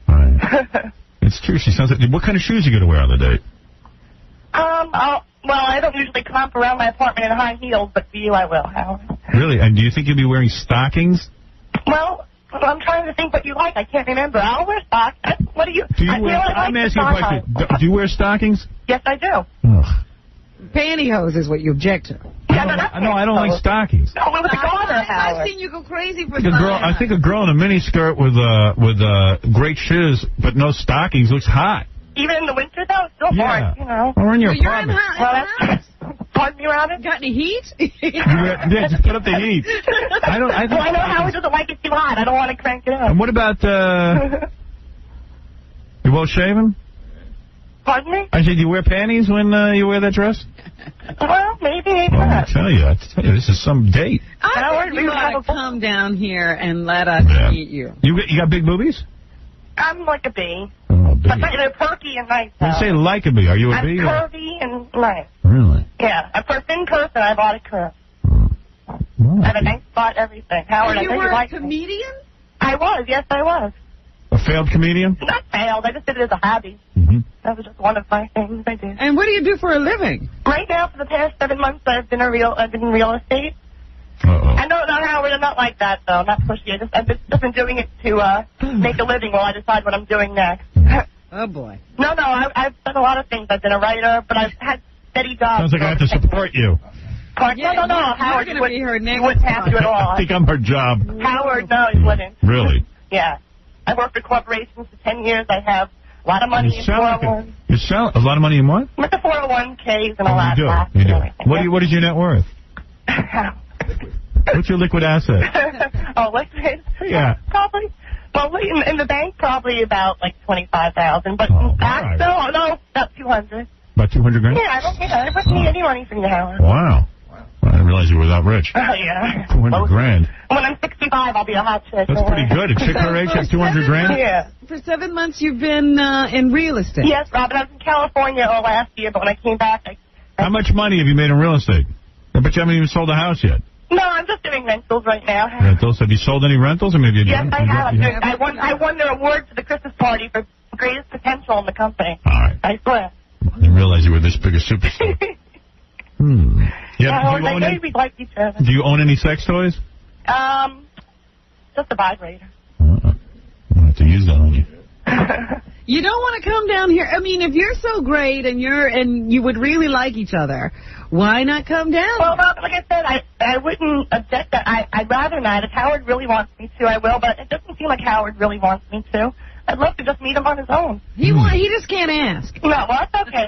You don't have to. Yeah, but don't you think it would be wiser if she came down here? No, I don't think you would. I'd rather not turn it into that, but if you want me to. Isn't this conversation good? No. No. Actually, I'm ready to throw up. Oh, Howard, no. This is not going to get you down. Okay, You better get down. The conversation ain't working. I'm sorry. I got to look at you. What is it, Gary? Gary has something to say here. Yeah. See, to me, this proves that you don't need a regular girl. She's a very sweet girl. Thank you, Gary. She's probably cute. Right. Not great looking, but really cute. Right. She's she seems pretty bright. But I don't think I think this Howard, is for you. I like you so much. What? I don't think this is for you. Why do you say that, Gary? Because, well, first of all, she used to be in the... She's not daring and bold. Here's the deal. I always find that real estate is a preferred occupation for failed comedians, actresses. Right. Because that's where you get to use your talents. Right. You can make it as an I'm a actor. funny real estate lady now. But she's going to want it. She's going to hang around you in the showbiz thing, and she's going to get the bug again. Right. And she's going to... And she's not going to say, hey, do this for me, but she's going to meet people, and, just... It'll be about getting her a connection. Yeah. Gary's making some... I'm a little woozy, so I'm just sitting thinking with my penis. Gary's absolutely right. You're going to use me I swear to get God. back into show business. But Howard, here's the weird part. She doesn't even know that. No. Like she really believes... She's sincere. She really believes that she doesn't want to be in show business, but she'll hang around. I swear I see some doors that could open. Next thing you know, she'll tell me how to dress on the Letterman show. No, I will not. And she'll be the force behind her doing whatever. Right. How many people... Suddenly, Robin, you'll have to deal with her when you get home. And I don't really want that. You're not winning me. Wow, you guys are tough. Howard, you and I get along great. If everyone else Why should Robin come between us? How many guys have we met? I swear we'll have the best time. Hush for a second. Well, she could make me happy. Yes, I know I can. And I do need some happiness. She does talk a little much, too. And you do too. She's talking. Very chatty. I'll be quiet. How many guys have we met that are celebrities that have a woman, like that? We've met guys who, it's their makeup artist, it's their manager, it's their whatever, and suddenly they make all the decisions. So what are you saying, that a woman has to be a rich, powerful woman? Yeah, she should have a little bit more in common with you. Right. A little bit more... And a lot less interest in what he does. Right. Exactly. I need to find a Yoko who doesn't know who I am. Somebody should really have their own life. their own life that they're comfortable in. Howard, I'm very laid back. I would never try to be like that. The number of professions bothers me. Right. No, Robin, I know nobody likes that profession. Girl who can't figure out what she wants in life. No. 33 hasn't found it yet. But Howard, on the plus side for her, she's going to worship you. Right. I will. But that gets dull quick. Until she realizes I'm just a big smelly guy like everyone else. Tell you about worship. Worship is always until. Until she realizes I'm just like some regular guy. She can tell you what to do. Howard, I think I could really... I can hear this voice bossing me around. No. Oh, boy. You gotta get down here. Now, what if I bang you and I don't like it? That's okay. You'll never hear from me again. I can dump you? Yeah, I really enjoy What do I have to do? Just call you up, or can I just stop calling you? I prefer the phone call, obviously. All right, okay. All the other no-names dump her without any retribution. You will have to pay. I'll have to call her. I'm looking at her press photo. Yeah. And I'm seeing her, I was dumped by Howard Stern. Right. Yeah. I was dumped by Howard Stern. Gary, I'm never going back into show business. I've had enough. I've done a lot of things in show business. Right. I'm done. I swear. You never lose that bug. Yeah. Well, Howard, you'd like me. You'd like my body. We'd have a great time talking. I could get a good workout on that body? You need to see the body. Get down here. Yeah, you better get down here. How soon can you get down here? Because you could stop all the arguments if you have the... Really? You live in Manhattan, right? Yes, I do, but I just woke up. It'll take me a little while to get right. This is the closest anyone's ever gotten, so... Okay, Gary. Can you be down here before 9 o'clock? You're talking about at least, because by 9 I want to get into news today. Okay, Howard. Well, I love the news.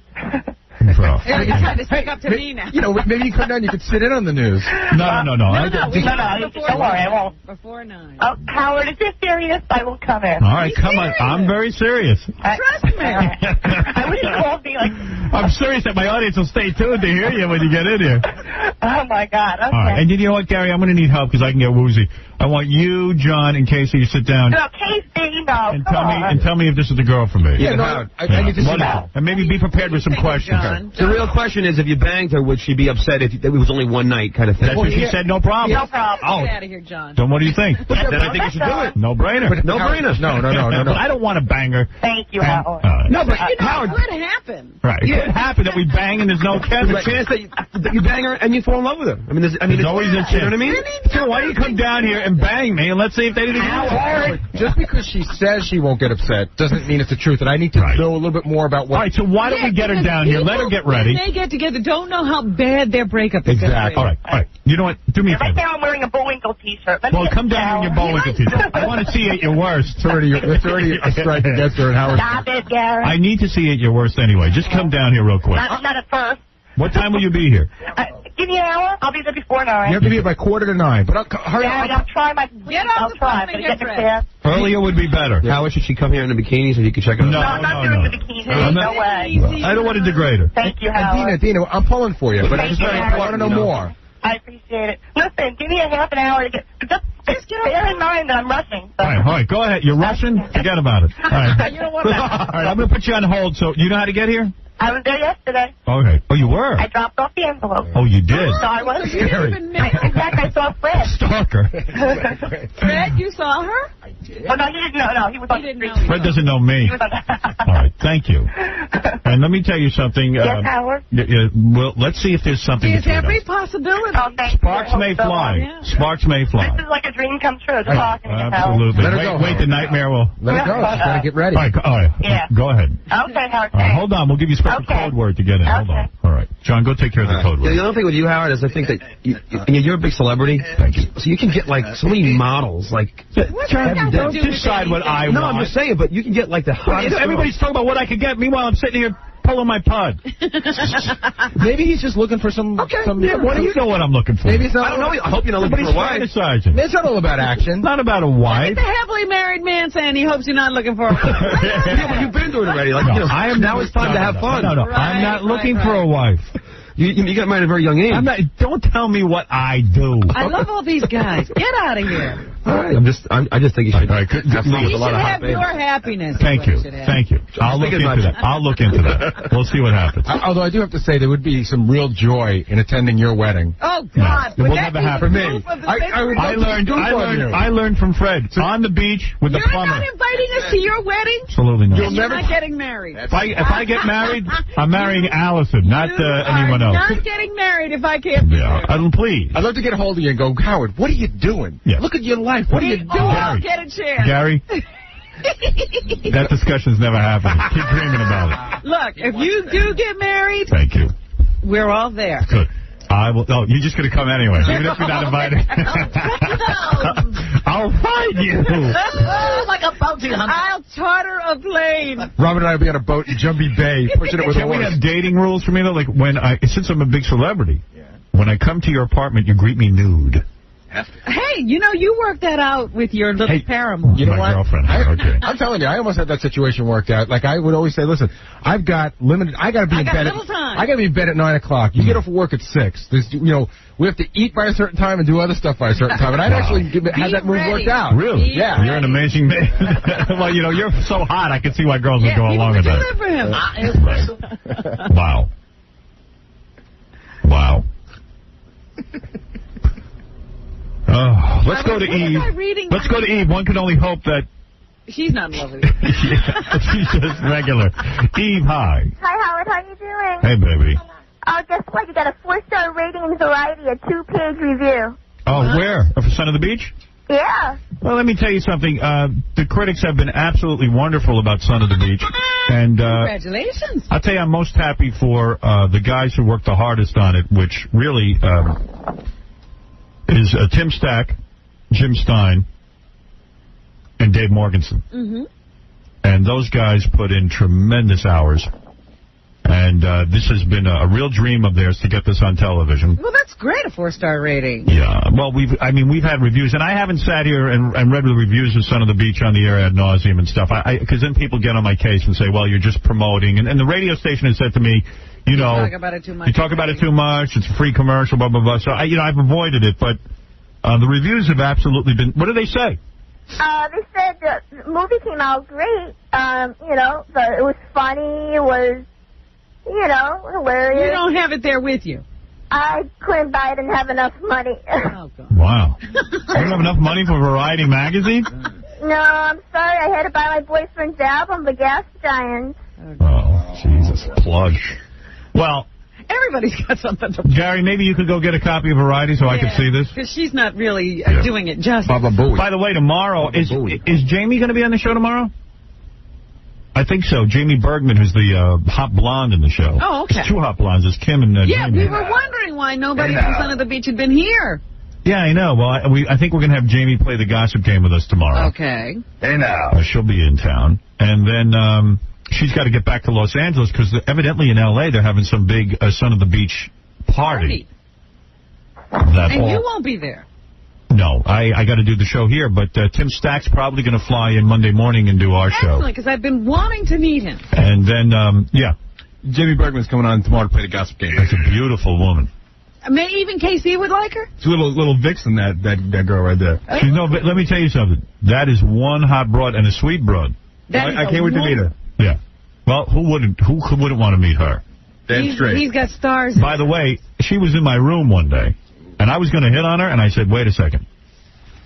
She works for me? Look, you always have a reason to hold yourself back. Well, I think it was the right thing to do, doesn't it? I mean, she's in my show. Yeah? Well, maybe tomorrow I'll hit on her. if my new girlfriend will have it. Yeah, if this one doesn't, if the one on the phone doesn't work out, I'll go for her. No, she's great in the show. I'm very proud of the show, and looking forward to Tuesday when yes, so am I. The people can see it. All right. Thank you. And I'm looking forward to reading the review. I'm most actually excited about episode 2. Yeah? Yeah, it's my favorite episode out of all of them. It's called Silence of the Clams. And it is unbelievable. I love it. All right. Episode 1 establishes all the characters, but episode 2, Silence of the Clams, is filled with lesbian stuff. And it's wild. It's really very funny. Into the lesbian. It's very funny. Okay. But the whole family can watch it. My kids have seen it. Lesbians that the whole family can enjoy. Yeah. Finally, lesbianism brought to the mainstream level. All right, listen, we got to take a break, and we'll be back right after these words. Howard Stern. Hi, I'm Tori Spelling. I've been without a guy for a long time. I'm cute, and I have a gorgeous chest, but those are just the tips of the iceberg. My old man has more money than Donald Trump. You knock me up, and you're sitting in butter forever. I'll be sitting by the phone. Call me... What, Robin? I said, why aren't you dating Tori Spelling? I get a headache from counting. No, she hasn't called me. I'd like to nail her. Gary, get Tori Spelling on the phone. Ask her why she isn't dating me. Seriously, would you get her on the phone this morning? Thank you. Dating. You're listening to a man whose mouth is dirtier than his ass. Howard Stern. It's basketball season. It's all butter, all gravy, baby. They say Magic may come back towards the end of the season and help out the Lakers again. Man, I don't know much about this HIV virus, but the seem to make you real indecisive. Magic can't make his mind up, man. I was glad to see the players embrace him like they did. That surprised me, because I thought there's going to be a lot of controversy. The players not really wanting to play with Magic. He come down court sweaty. You don't play that same defense on his ass. He used to. Start playing like half-ass defense, like, oh, damn, couldn't get that Magic. Right by me, man, damn. Hey, coach, that's Magic. I can't check Magic. I wouldn't be surprised if somebody was in an Outbreak costume checking that motherfucker. Well, you know what you got, nigga. Come on, let's play this game. I tell you, the only person in the NBA that didn't show him no mercy was Dennis Rodman. There it is. Rodman did not care. He played him like he was HIV positive, too.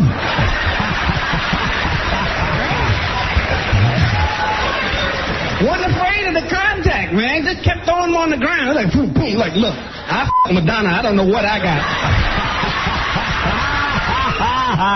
Ooh, that's David Wayne. Oh, is that? I couldn't get them. What is this? That's one funny man. You know they've let Dennis Rodman go from the Dallas Mavericks? No. Yeah. Already? Already, after a month. Couldn't take it anymore. Wow. What that? Boy, is he self-destructive. Mm-hmm. It's over. When did that happen? When did they announce that? I just heard it this morning. Mm-hmm. Mm-hmm. Did you hear that they let? Did you hear that they let Boomer Esiason go from Monday Night Football? Oh no. That's what I heard. Really? Gary, how did we hear that? Well, you know, I have my theories as to why. What is your theory? I'm not a huge Monday Night Football consumer, but I've watched that telecast a few times. Uh-huh.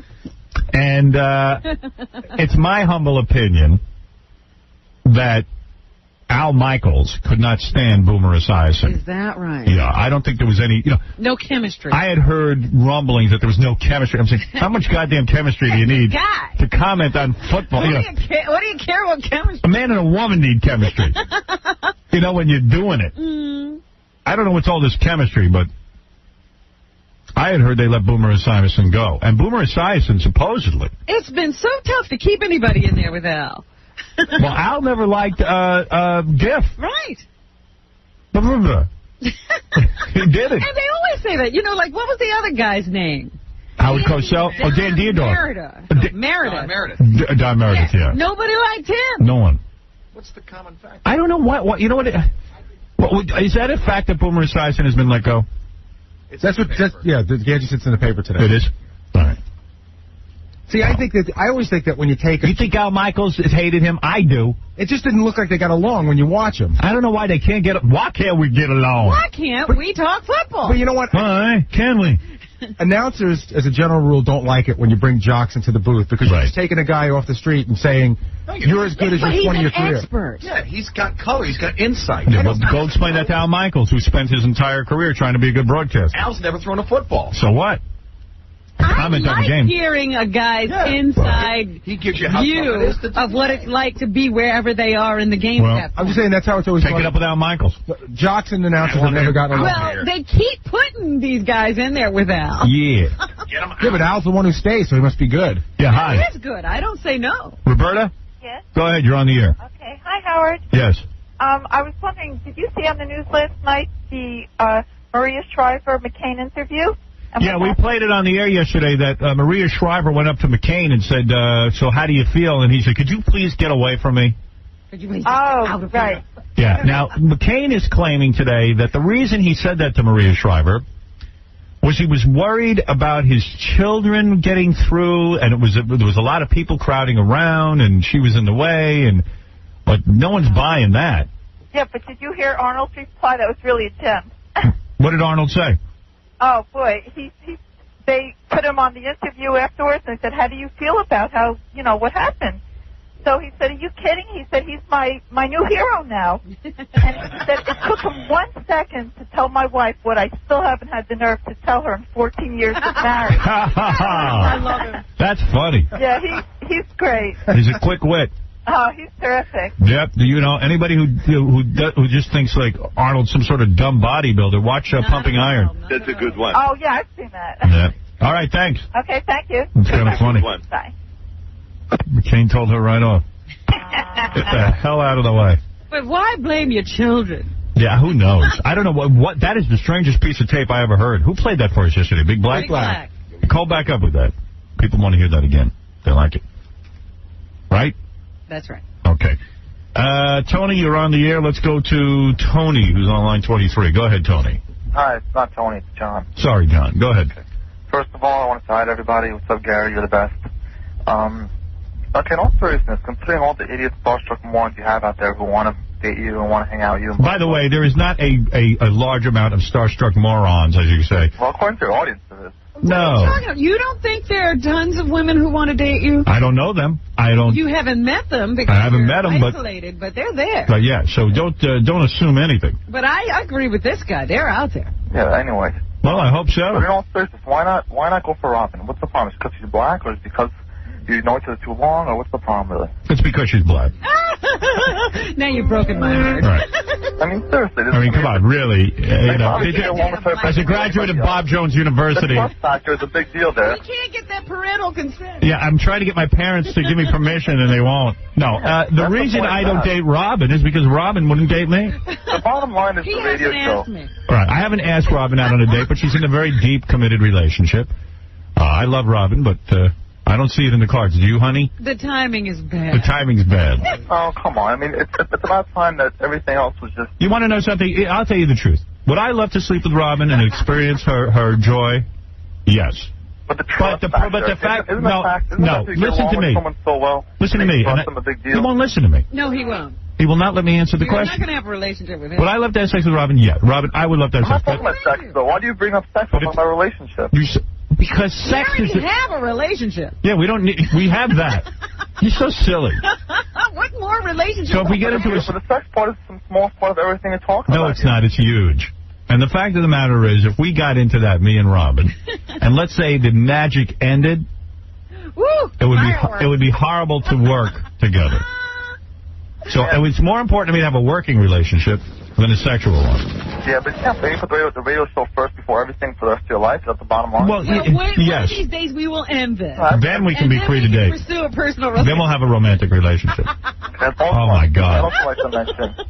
This dialogue will continue in bed after a 5-hour radio program. There you go. That's what we need. Right. Thank you. I'd also like to mention that the movie sucked. The book was horrible. What are you talking about? The first movie. The movie I just saw recently, but with that idiot, whatever his name was, Leonardo, that was garbage.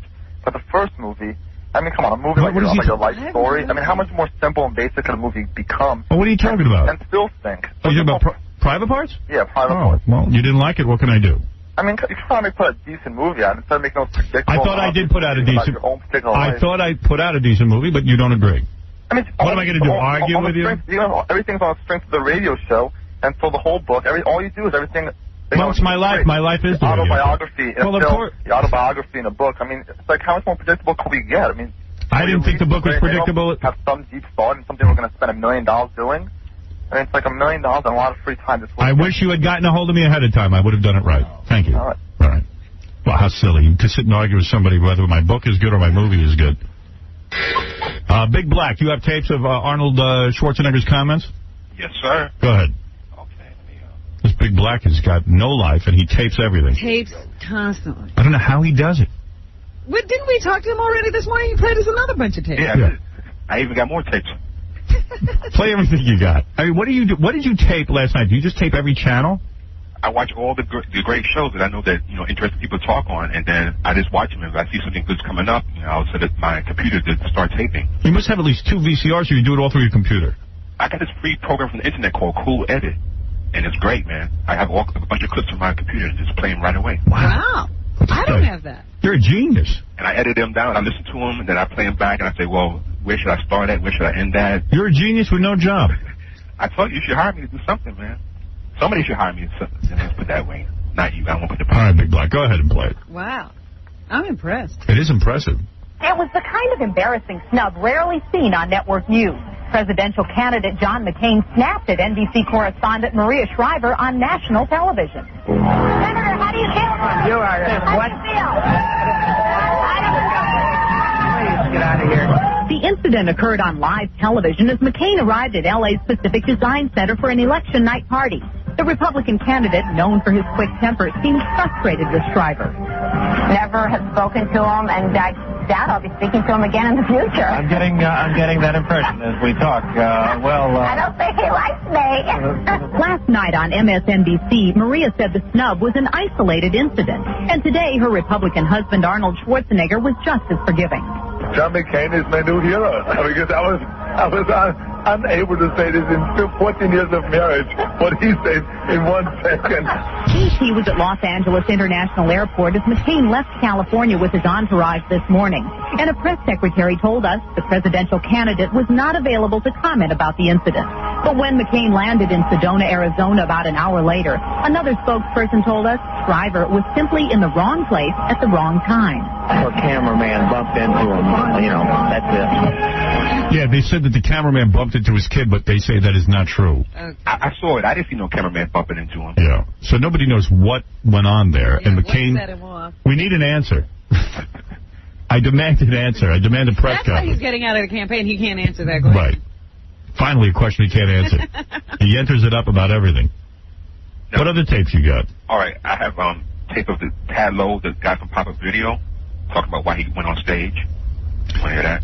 That's kind of obscure. You have to explain that. Yeah, I don't want to go into that whole story. Okay. Go ahead. And also, something that's kind of controversial.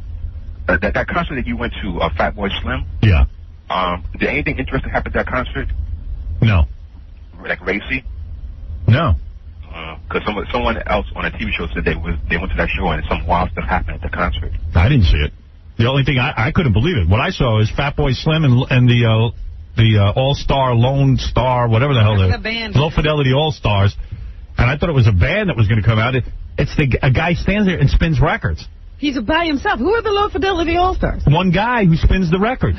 And he plays records. And same with Fatboy Slim. He plays records. I don't even think they're really playing records. I think it's all pre-taped. But they're just out there pretending to play records. And he pretends to scratch, and then they stand there, and the audience just sits there and likes it. And they pay like $37. You said he pretends to play records? Yeah. So what is he doing? He stands there and plays records, and then one of his buddies once in a while comes up and drinks a beer, and the audience goes wild. Wait a minute, but who's playing the music then? I guess it's on tape. There's no band. There's nobody singing even. It's a record. Where does the music come from originally? What they are is they're DJs who I guess mixed in a club, and then they got famous with some sort of song, and then they go on tour and play their records. Man. That's what they're known for. They don't perform, they play records. I'm telling you, I'm not kidding you. And the record, and the performance is standing behind a turntable, dancing and pretending to scratch. I was there with my daughter Emily and her friend, and we're sitting there watching, and they said, "What's going on?" I said, "I don't know." Do you feel like the Emperor's New Clothes? Yeah, and I said, and like we were sitting a while, I go, "The music's pretty good, but I think he's playing." I'm not even sure he's playing a record. We're all listening to the radio together. And then one time this guy comes up and he starts smoking a cigarette, and he's sitting on like one of the speakers. The audience goes berserk because somebody lit up a cigarette. You got the wrong kind of drugs. And then the guy waved to the crowd, and everyone went nuts. And it was a friend of Fatboy Slim's. Right, just his buddy. It was his buddy who came up to smoke. Did they have video screens up? No. No? Nothing. Well, let me play you this clip. This is the Chinese chick from The View. This is Lisa Ling? Yeah. Lisa Ling. Is she hot? I can't decide. It's hard to tell with Oriental chicks. Oriental look, I don't think. I don't know. I met this Asian chick in L.A. Came up to me in my hotel and was talking to me. She didn't do anything. She just came up and said hello to me. She was real hot. So you liked her? You obviously don't like Lisa Ling. Man, there's a bunch of hot Asian chicks in New York City nowadays, man. A lot of them, What? A lot of them you could just love long time. What are you saying? You can buy them from their fathers? Yeah, I think so. Give me a break. I think that's what I'm saying. Honey. You're so honey. Yeah, so go ahead, play that. Honey. Play Lisa Ling.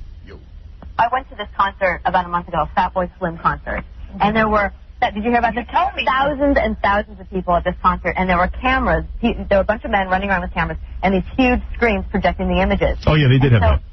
A bunch of women in one corner took their shirts off, and so they were all projected on these on these monitors.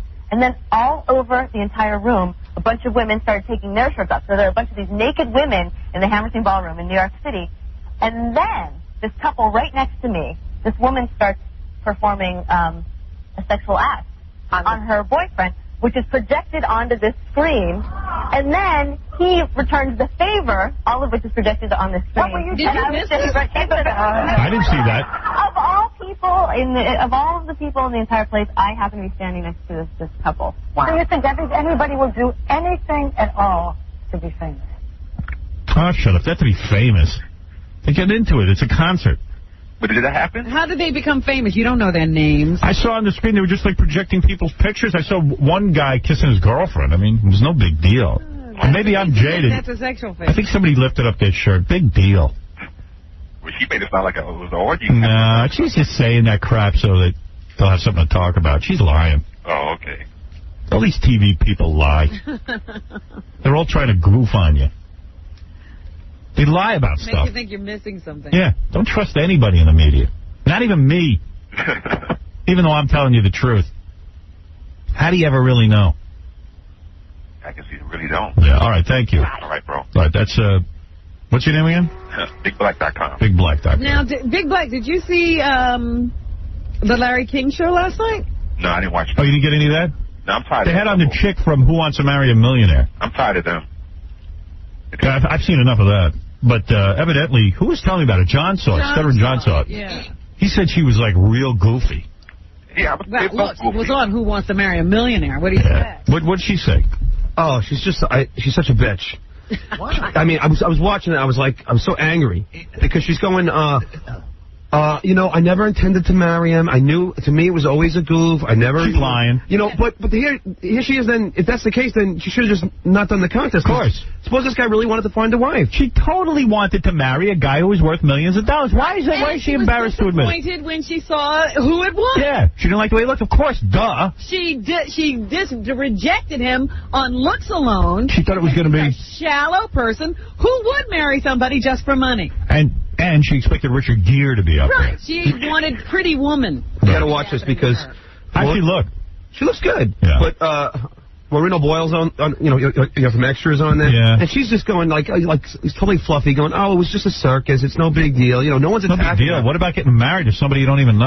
You know what? She's moved for this annulment. I don't think they should let her annul it. No, they should have to stay married. Grounds for annulment. You are absolutely right. They should not allow her a divorce. But then it gets good because Sally Jesse's on there, who actually the only woman like on the panel who does well.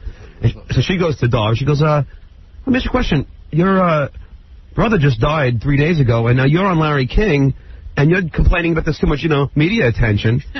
And then Dov was like, well, I promised Larry I'd be here, and... oh, right. But it's like, her brother died 3 days ago, and she's on Larry King. Her brother she cared so much about. Yeah. She's on TV. I don't want to miss a Larry King shot. Could lead to something. So then she said that she wouldn't do this porn site that she's been offered for $1 million, but she will entertain a book deal. A book deal? Like, why would somebody want to give her a book deal? Because they want to read about her? Story. I wouldn't want to read She said she'd do something about her life. Her life. She's now a celebrity. But I wish she would tell the story that they're telling in the Inquirer. Did you see the Inquirer story? Yeah. This week? No, what'd they say? They have this story in there about how she was like a wild child. And like used to participate in orgies. And like the guy who was talking said, I couldn't believe she said she wouldn't have sex on the first date because we used to have like these frat parties where you just get a bunch of beer and the girls would come over and there'd be 2 and 3 and people passing each other. Yeah, but now she's famous. And they said she had a racist father who used to beat her all the time because she was constantly going out with black guys. And she addresses that as well. What did she say? Because it's written by a friend of a relative, and it's not worth the paper it's written on. It's totally false. Then I would be suing because that's totally malicious. Yeah, right. If it's not true. Then somebody calls in and says, well, then, if you're so against this whole thing and you realize you made a mistake, then why are you keeping the ring, keeping the car? Right. She says, well, I feel I did my job there, and now I could, Right. She feels everything. But I just, I actually end up feeling bad for the guy. You got to watch our TV show this Saturday night. We have 4 women on the show. This is the greatest. Honestly, this is great television. In fact, this week's TV show has a lot of cool stuff, and I'll tell you what it is. But I got to remind you to watch this. If you get our syndicated show, 4 women come in here. The 4 who were on I Want to Marry a Millionaire. They're all talking about how they wouldn't, sleep with a guy for money, and and they're not shallow. This guy. They never would have married him. Blah blah blah. We're not going to do it for the money. 2 seconds later, Gary offers them $7,000 to take their clothes off. Boom. 2 of them take their clothes off, just like that. 2 of them get naked. 2 hot ones. Wait till you see this. Did the blonde one take her clothes off? Yes. Yeah. I think the blonde one was one of the 5 finalists. Right. Yeah, she takes her clothes off. And she's hot. Man, I know. She's really hot. Wait till you see this show. And also, Who Wants to Be a Butt Billionaire, which is great. And Gary Garver at the Grammys, and that balloon fetish girl smashing balloons with her naked body. And what a wild show. Hey, Howard. And Johnny Mudman against Fred in the talent contest. Howard, I bet you wish that your first episode of your TV show was the way it is now.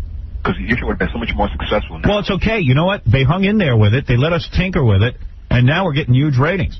We're beating Saturday Night Live in a lot of markets, and the ones that we're number 2 in were like a tenth or less of a point away. But, I mean, now you got to fight an uphill battle like back. That's true. That is true. Because a lot of stations blew us off because they couldn't handle us. Right, they couldn't wait. And then now King World took over the syndication, so, We'll see what happens. We'll see what happens. Oh, what happened to the... But by the way, everyone said we'd be off after the first season. Evidently, we're not. The show is so good now. Well, we're always listening. So good. With the money, the budget I have, I love the... And Saturday Night Live's budget, holy mackerel. We're a bargain. We're a bargain. I mean, that CBS show is like so fantastic. I can't believe how great it became in 1 year. Scott Einziger and his crew have done a brilliant job. That's what happened. There was a change in personnel. That's right. That's my boy right there. I know you should have fired the person who did that first show. It was a little... No. Everybody, it was an experiment. You know what? The only thing we're guilty of, CBS came to me and said, quickly, we need a show for Saturday night. We threw something on there. And you know what? They got ratings with that. That's true. But do I always want to make things better? Yes. Yes. F you. F you. This is your best show. I love it. He wants more money, Howard. Such an ass kisser. I was thinking of hiring him for a moment. Now I'm not. He just blew it. I have no job. I could use some. I love you so much. No, I'm not BSing you. For real. No, I know. Thank you. I'm not BSing you either. What else did I want to tell you? Gary was clearing his throat again this morning. Was it making you nuts, though? I heard him doing it a bunch of times before he walked in here. He was getting prepared. I left, though. Did you notice? Yeah, thank you. I stopped talking and tried to leave. Good. You want to vomit from I want me. to do whatever I can to make you happy, like that girl. Good. Where is that girl? That girl, you could learn something from that girl. Howard, we'd really like each other. We got to take a break. I hate taking breaks because I'm so damn interesting. This is the best break you ever had. It's going to be a good break. I can feel it. It's going to be the best break. If you had done this break at 6 o'clock in the morning. Don't you wish you had done this break like a year ago? Yeah. Don't you wish you could get in a time capsule with what you know now? You should fire yourself for not doing this break earlier. By the way, the Gossip Game with Jamie Bergman from this new hit show, Son of the Beach, which everyone is raving about. Who does that show? The executive producer is Howard Stern. She's going to be in tomorrow. In there with her. She is a beautiful woman. I mean, just breathtaking. What did you just say, Big Black? You should have me in with that Jamie, that blonde. She'll go running from the studio. Right, so he wants to keep her around. She's way beautiful. All I can tell you is every time I'm around her, I get woozy. Really? Yeah, I really do. And this tells you should not even approach her. I don't know. I feel funny about it. Hey, I'm shy. What can I tell you? That's not the point. She's doing with that guy from Limp Bizkit? No. She was with him? Yeah, that's what was killing me about her. What is it with him? He's everywhere. How does he get him? The guy from Limp Bizkit was with her. He's going to have a heart attack. We had a whole long talk about it. You and her, not Fred. No. Oh, I talked to Fred. I ran into Fred at a party. Is that right? And he had a whole different story, and she had her story. Oh, really? Yeah. Oh, I wish I knew either story. You might learn it. She's way beautiful. I think she's in love with me. Oh, but it wasn't love with Fred. No. No, she's so beautiful, man. When you see this show, you'll see how beautiful she is. In the first episode, there's a shot with her climbing up this ladder. Uh-huh. And you just see her ass in a thong and her hips. She's hot. What's her measurements? Oh, shut up. Measurements. Does she have breast implants? I think so, yeah. They gotta be. Those can't be real. We gotta ask her that tomorrow. You know what? I have to ask a question. Yeah. Speaking of breast implants, now, I don't know what you've done, actually, but... See, now I can't ask this question. Ask it. What? I guess it needs more knowledge. You're not the person to come to with this. You'd be surprised what I know. Well, but you wouldn't answer it. Go ahead. What do you want to know? I'm needing to know if it feels good to make love to breast implants. Wow, that's a deep question. I know what you're talking about. Yeah. Of course, I could only guess, but I'm going to tell you something. It's not as exciting. I think it is more exciting to be with a woman with real breasts. Mm-hmm. Because you get this feeling in the back of your head, I would imagine, that the woman isn't having enough sensation in her breasts. Now, I've had... Recently, you want to know why this came up for me? Go ahead. Kendra Jade was in here the other day, and she keeps making her breasts bigger and bigger and bigger. Right. And now when, like I always hug, I hug people I know. Right. And Kendra Jade hugs me. And years ago, I could hug her and there was no problem. Now I'm confronted by these Well, let me just say, her breasts are grotesquely big. And they look very fake. They're hard. There are women who have breast implants that are not hard. Yeah, but she's stabbing me when I hers are way too big, and it's not sexual. It's not sensual. Yeah. May I comment in this area? Yeah, sure. And I got to take a break. Okay. I'm sorry to bring. It just popped up. You know what? I've had been with women who have breast implants, and that's an area I like to concentrate on. And with those big lips. No, and it creates excitement. You know what I mean? Yeah. And I found that there's nothing going on there. It's almost like it's a numb part of the body. By the way, that is not always true. What was in the one or two instances? That is not always true. You're guessing a lot today. See, I did it before they had been perfected. Right. Maybe they're better. Some are better than others, but if you get the bad ones, they're real hard. Yeah. So it's like you're, I felt a friend of mine told me he was with a woman with breast implants, and she could orgasm just from, fondling and kissing her breasts. Now. And she had implants. And she had implants. Okay. Benji, you can't comment. Oh, no, I can. Oh, you haven't been with anybody. Yeah, I have. The horse. No, I have. You've been with less women than me. No, that's probably not true. I would guess. But would you, your friend that experienced this, was he scared that, they would break if he squeezed them too hard? No, he was not. That's what I was scared of. All right, get out of here. Oh, you bastard. All right. What is it, Mary? What? Yeah. Quickly, Mary, I must break, and you're holding me up. Mary? Yeah. What do you want? What do I want? Yes. God. Well, just take your break. I don't want anything. You called me to talk. I called you to tell you don't put up with the whiny-ass voices. All right, thank you. We should put up with that voice? Yeah. Yeah, that voice. Is this a guy? I should be. She's very temperamental, but... Are you a man? Am I a man? Have you ever been? Have you ever been a man? No, I have a vocal change. When I wake up in the morning, this is my voice. Don't like it. Don't wake up near me. Does anybody... Has anyone ever... Thank you. Well, thanks for cursing. Goodbye. Thought I could get out. We're going to take a break. And we'll be back right after this. We're back with the Howard Stern Show. Here's Howard.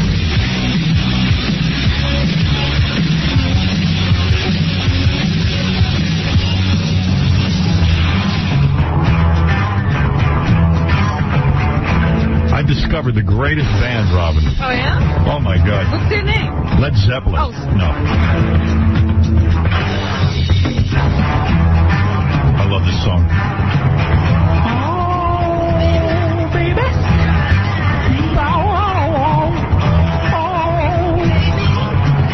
Led Zeppelin, really, how many great bands have there been? And when you come across artists like these that I just discovered, listen, I'm just going to let the music speak for itself. All right. Howard Stern is my favorite nigga. Son of a beast, TV producing figure. 6 hours later, still doing the news. You got his time slot numbers, you lose. He's got a fly sidekick, her name is Robin. Sits in the booth when her head should be bobbing. Underneath the console, closer to Howard.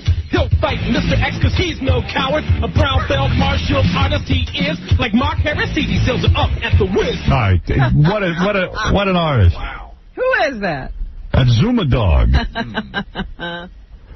Louis the Chair is here. Louis the Chair is a guy who's in a wheelchair, and he has, no arms. He's got just little stubs on his shoulders. What is he, a thalidomide baby or something? Probably. Something horrible happened to him. So, he's in his private hell, but he offered me something that I think I can't refuse. Okay, what is that? Louis the Chair wants to go out and do Stuttering John-type interviews. Oh. Yeah. How's he going to hold a microphone? That's what I wanted to ask him, but who the hell would refuse him an interview is what I'm saying. Nobody could. So I'm inclined to let Louis the Chair do this for us. Even John McCain would have to stop for Louis the Chair. See, Louis the Chair has hands, but they're attached to, his elbows. They're little. Yeah. So he could hold a microphone. Louis the Chair, you have to be, what, a thalidomide baby? They say no, but I say yes. My mother says no, the doctors say no, so I say yes. Well, what happened then? I can hold on. Okay. No, we hold it for everybody. Don't think we're taking advantage of it because I don't care. Don't worry about that. You got those little hands, so you can hold your hands are attached to what? Your elbows? No, actually my shoulders. Oh, they are. Yep. Those hands are on shoulders? Yeah, this one is. That one, this is like a top of the arm. That's a shoulder? This is the shoulder right here. Yeah, and what's that? Pull that up. You can show them. Pull up his sleeve so I can see what it's doing under there. See? Look at that. What is that, a baby arm? That's a baby arm. It grabs everything, especially women. Okay, have you ever banged a woman? What? Have you had sex with a woman? Really? Yeah. Wow, why am I finding it so difficult? Well, mine are all drunk, so don't worry about it. I see. And what about the other arm? This one's like What a is half, it? you know, Let me it's see, like half the an top. arm? You got a half an arm there? Yeah. You even got a little hair on it. Yeah, see that? Underneath, too, but I won't show you. So you What about the legs? Legs? Here they are. Legs are normal. Yep. Really? Yeah, I had operations on them, but they're all right. So why are you in a wheelchair? Can you walk with those things? I have no cartilage in my knees. They can't implant something like that? Nah, they don't want to. They don't want to take a chance, so... Take a chance of what? Take a chance of bleeding, you know, because I have a blood disorder. Oh. And they're like, oh, you know, they don't want to open me up, and then they can't stop the bleeding. How old are you, Louis the Chair? 32. 32. So your mom swears she didn't take thalidomide. She swears she didn't take it. But she must have taken something. I think so. I got a lawyer. I got a lawyer that I'm trying to get to look into it and everything. It's just a hospital now that I was sue your mom? Sue my mom, sue the doctor. I don't care. You want to sue your mother? Sure, why not? Everybody. I won't get nothing, but it'll sound good, right? You really are going to sue your mother? I'm going to sue whoever the lawyer tells me to sue. You don't like your mother? Sure, she's all right, but, you know, she could be a pain in the butt like every mother. Well, you'll certainly shut her up with... I'm looking to sue my mother. Tell me the name of that lawyer. I will. When I get home, I'll get the card. I'm mad at her for all the mental pain. Oh, my goodness. Before you speak. Ma, you better not threaten anymore. I'm going to get Louis the Chair's lawyer. Yeah, what did you say to me? What? Oh, now you don't have anything to say because you know I'm going to sue you.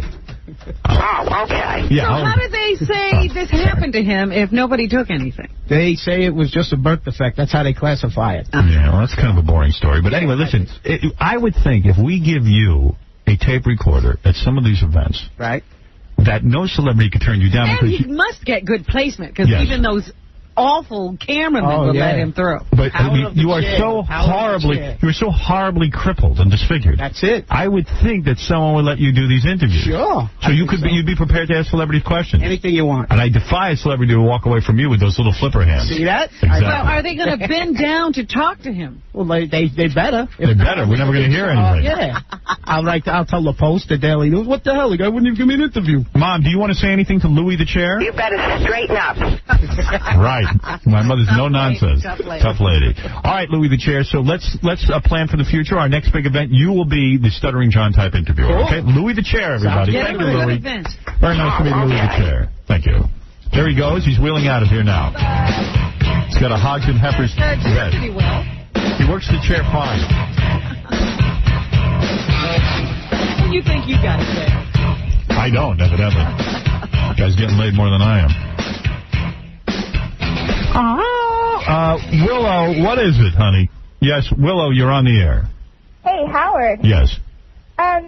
Denver has had a lot of bad rap, right, in the past here, and Denver hasn't had a bad rap. What is she talking about? Oh, the John Benet Ramsey thing, and then we gassed a bunch of people at the stadium, and you know Well, okay, so what is your point? Denver's had a bad rap. Go ahead. Okay, well, Denver is a cruddy city, basically, and I just wanted you to hear the Q&A from the Denver Post, and the Denver Post hates me.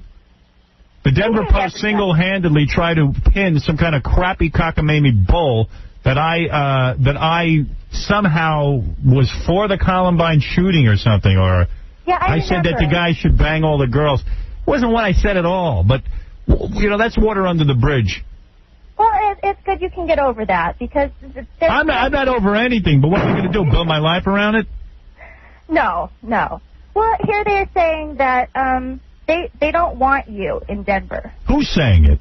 Well, it says that if KXPX loses Howard Stern's show, should another radio station pick you up? And 22% said yes, and a 77% poll reading says no. Well, that's absurd. The fact of the matter is, that's so silly. Who do they poll and what? Yeah, who do they poll? I mean, I'm sure it's real scientific. Well, I totally agree. And not only that, 22% of the people in Denver listening to me and wanting me, that's huge. Well, I'm sure there's a huge amount of numbers. Okay, thank you. You're not understanding what I'm saying. That 22% wanting my... Yeah, if we had 22% of the listenership, forget it. That'd be huge. It's so silly. Those polls. The Denver Post has had a systemized campaign against me since I got in the market, to the point that it's probably slanderous. You know. But what am I going to sit and worry about the Denver Post? Hoofa. It's such a they're a mosquito on my back that I swat. You have bigger fish to fry. I have bigger fish to fry. And besides, my date is here. Oh, I was just looking at my watch saying, where is the new Mrs. Stern? Well, Dina is here. Dina wrote me this long letter, which I read on the air, filled with typos. How long was it? 2 pages. Wow. About how if I met her, that we would begin dating, and she offered me a date at her apartment. Very private, very... And it did sound rather good. She included a press photo. Gary feels she's just it sort of reminds me of that woman who married Sylvester Stallone. She was dropping off her pictures at his hotel. Gary, why don't you... Hello, Dina. Okay. Dina, you're a lovely woman. I don't say no. I mean, but who knows what you really have on your mind here? Just you, Howard. Really? Yes. You are in love with me. And you say you're what, 30 what? 30 and a half. 33 and a half. Who said that? 43. No. Somebody's got a bad cold in the room. I think it's Dina. I know it's allergies. Allergies? Your eyes are watering. I know, just right eyes. That's a turn off, so right? humiliating on public. Right. Well, listen, Dina, I don't want to offend you in any way. Please don't. But, to me, even reading your letter, it seems you had a stand-up comedy career, and you're looking to be famous. No. And I really am suspicious of this date. I'll be honest with you. I'll explain if you'd like me to at all about the comedy or anything else. Right. Gary, would you have questions for her? No. No, I do have a couple questions. Hi, Robin. Right. Gary, you're against me dating. Well, no, I don't know. There's some things I want to ask her. Then all right, go ahead, yeah. Okay, Dina, how old were you when you first figured out that you wanted to be a performer? Well, what happened was my mother... I'm going to get just a number. Oh, I'm sorry. About 27. So what did you want to do before that? I was working for Time Warner. I was writing for a show that they had, and also I worked at NBC, actually. So you're like a writer, a creative... But most of my jobs were administrative, office manager. But you see yourself as a creative person when you say... I enjoyed writing. That's why I started the company. I'll say something. Dina does have balls coming down here. You got to give it to her. Absolutely. You really do. Don't you think, Robin? Yeah. Oh, sure. Yeah, it's a brave woman that would come down here and stand up to the scrutiny of these guys. It's a brave woman who would write that letter. She's a brave woman. Right. At 7:45, I woke her up. She threw clothes on and came down to... That's right. So obviously there's real love here. You wanted to see me at my worst. Right. She's motivated. This is your worst? It is. I see. Well, it's not that bad. Thank you. So then the other question is, how much time did you devote to being a performer? It was just a hobby. I would just do it a couple of nights a week, 1 or 2 nights a week. And you never made a living at it? No, not at all, Rob. Right. Did you see yourself, thinking that I can make a living at this? I'm creative. I can do this. Actually, Gary, I was doing it as a means to an end. I wanted to write, and I was hoping... Gary, be blunt. Why is she wrong for me? Oh, no, I'm not. Why is she wrong for me? Well, I think she's cute, but I think she's a little too regular girl for you. Right. I think that you live in another world now. You used to be a regular guy, but now you're a celebrity. You travel in different circles. When was he a regular guy?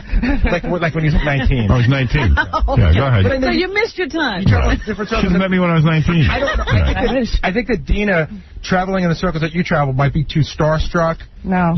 And it might be like weird. You know what I mean? She may not understand what it is to be you and what your needs are. Let me ask a question. All right, go ahead, Robin. What do you imagine life with Howard would be like? Oh, that's a good question. Because I'll tell you what it's going to be like. Yeah, go ahead. What do you imagine it would be like? Oh, I like the music. Let's see. That is a good question. I definitely would imagine. I don't know. You had imaginings. Otherwise, you would not write a letter and say, I know. When I would imagine it, Robin, I never thought of the celebrity side of it. I just thought of. Let me hear what you thought. When you see you and Howard together, what are the kinds of things you see you guys doing? Mostly staying at home, talking, watching. And what would you talk about? What do you see you guys talking about? Just about daily life in general. Like you'd be so into each other, you just always had something to say. I'm just asking. I know, I understand. How many times I just think that we would have so much in common that we would... How many times have you seen Buffy the Vampire Slayer? Buffy the Vampire Slayer? Honestly, I don't watch the show. That's a big problem right there. I knew Beverly Hills 90210? I've watched that show, yeah. But a lot? You know it really well? I know the characters, yeah. Well, she doesn't need to watch those shows. She doesn't need to watch the shows, yeah. I watch Friends, Howard. I think it's very boring. Actually, can I just say one thing? Okay. I find it very boring to be in a relationship where somebody does the same exact things you do. No, but you want to have someone who has the same interest. But my point in asking that question She imagines a relationship with you that is very warm and fuzzy, No, not where fuzzy. you care about let me set you straight. how she feels, Let me tell you what she thinks. you want to know what a relationship would be with me? Seriously. Yes. Well, yes. I would bang the crap out of you. That sounds great. And expect you to get the hell out of the room afterwards. All right, now I'm going to be blunt. That's why I don't think she's good for you. No.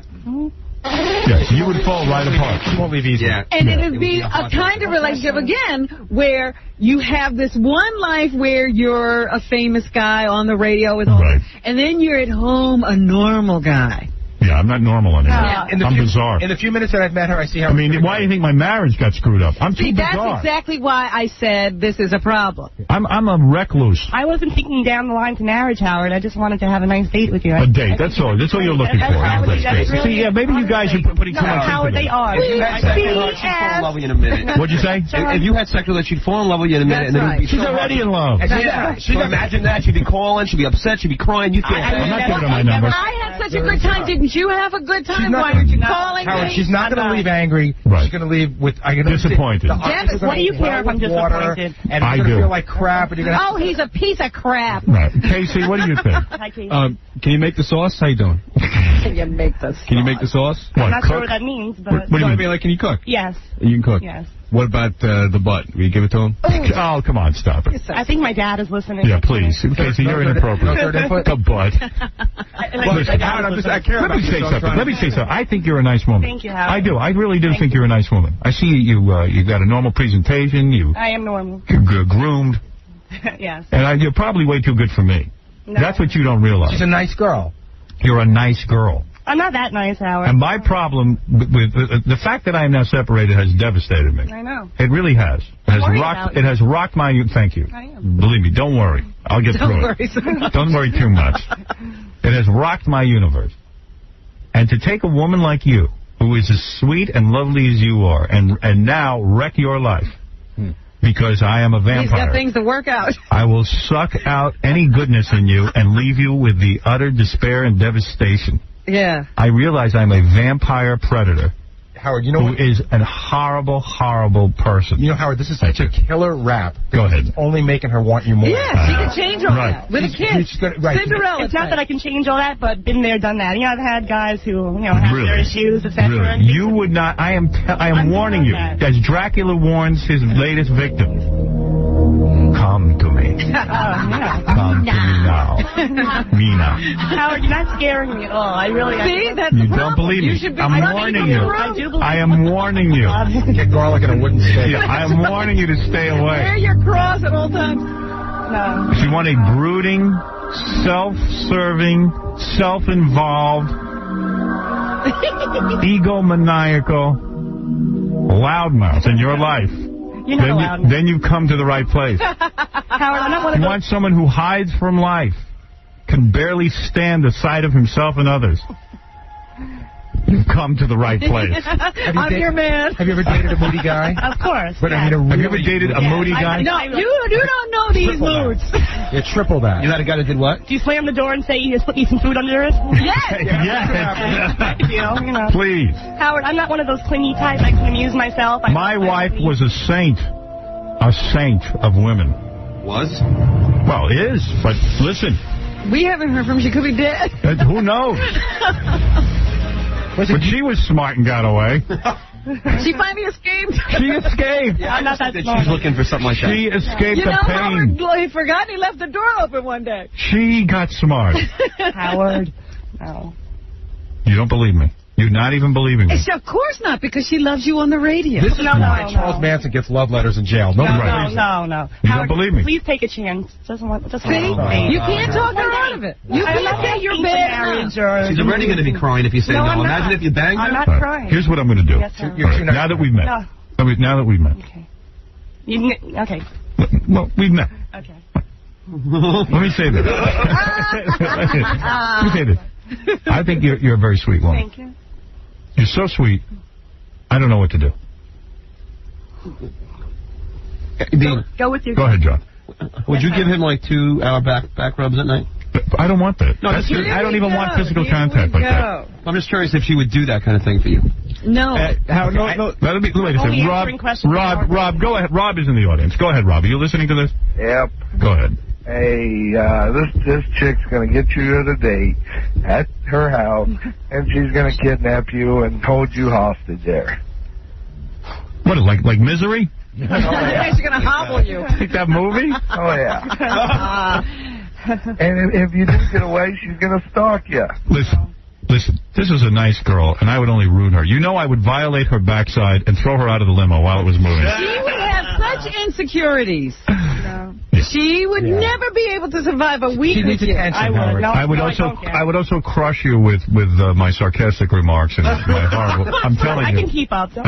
Show her like. Oh, you want to have somebody you can fight? No, I don't want to say it. They're way too subtle. Okay. Howard, I enjoy your sense of humor. I've been laughing for... Oh, you don't know. As my wife often said, why does the party not continue when the radio show goes off? Can I throw a comment at it? Would you handle a comment, say, maybe in a little bit of anger, like, well, Jesus Christ, you're 33 years old. If you haven't made it by now, what the hell's wrong with you? All right, gotta go. All right, see? Ursula, you're on the air. Hey, Howard? Yes. This girl is so lame. No imagination whatsoever. Ursula, baby. I have imagination, so just... You tell her, honey. Yeah, who you kidding? Ursula, listen to me. Don't attack my girlfriend. Yeah, thank you. I'm attacking this girlfriend because how would you, want to sit around and talk with Howard? You don't do that with Howard, you...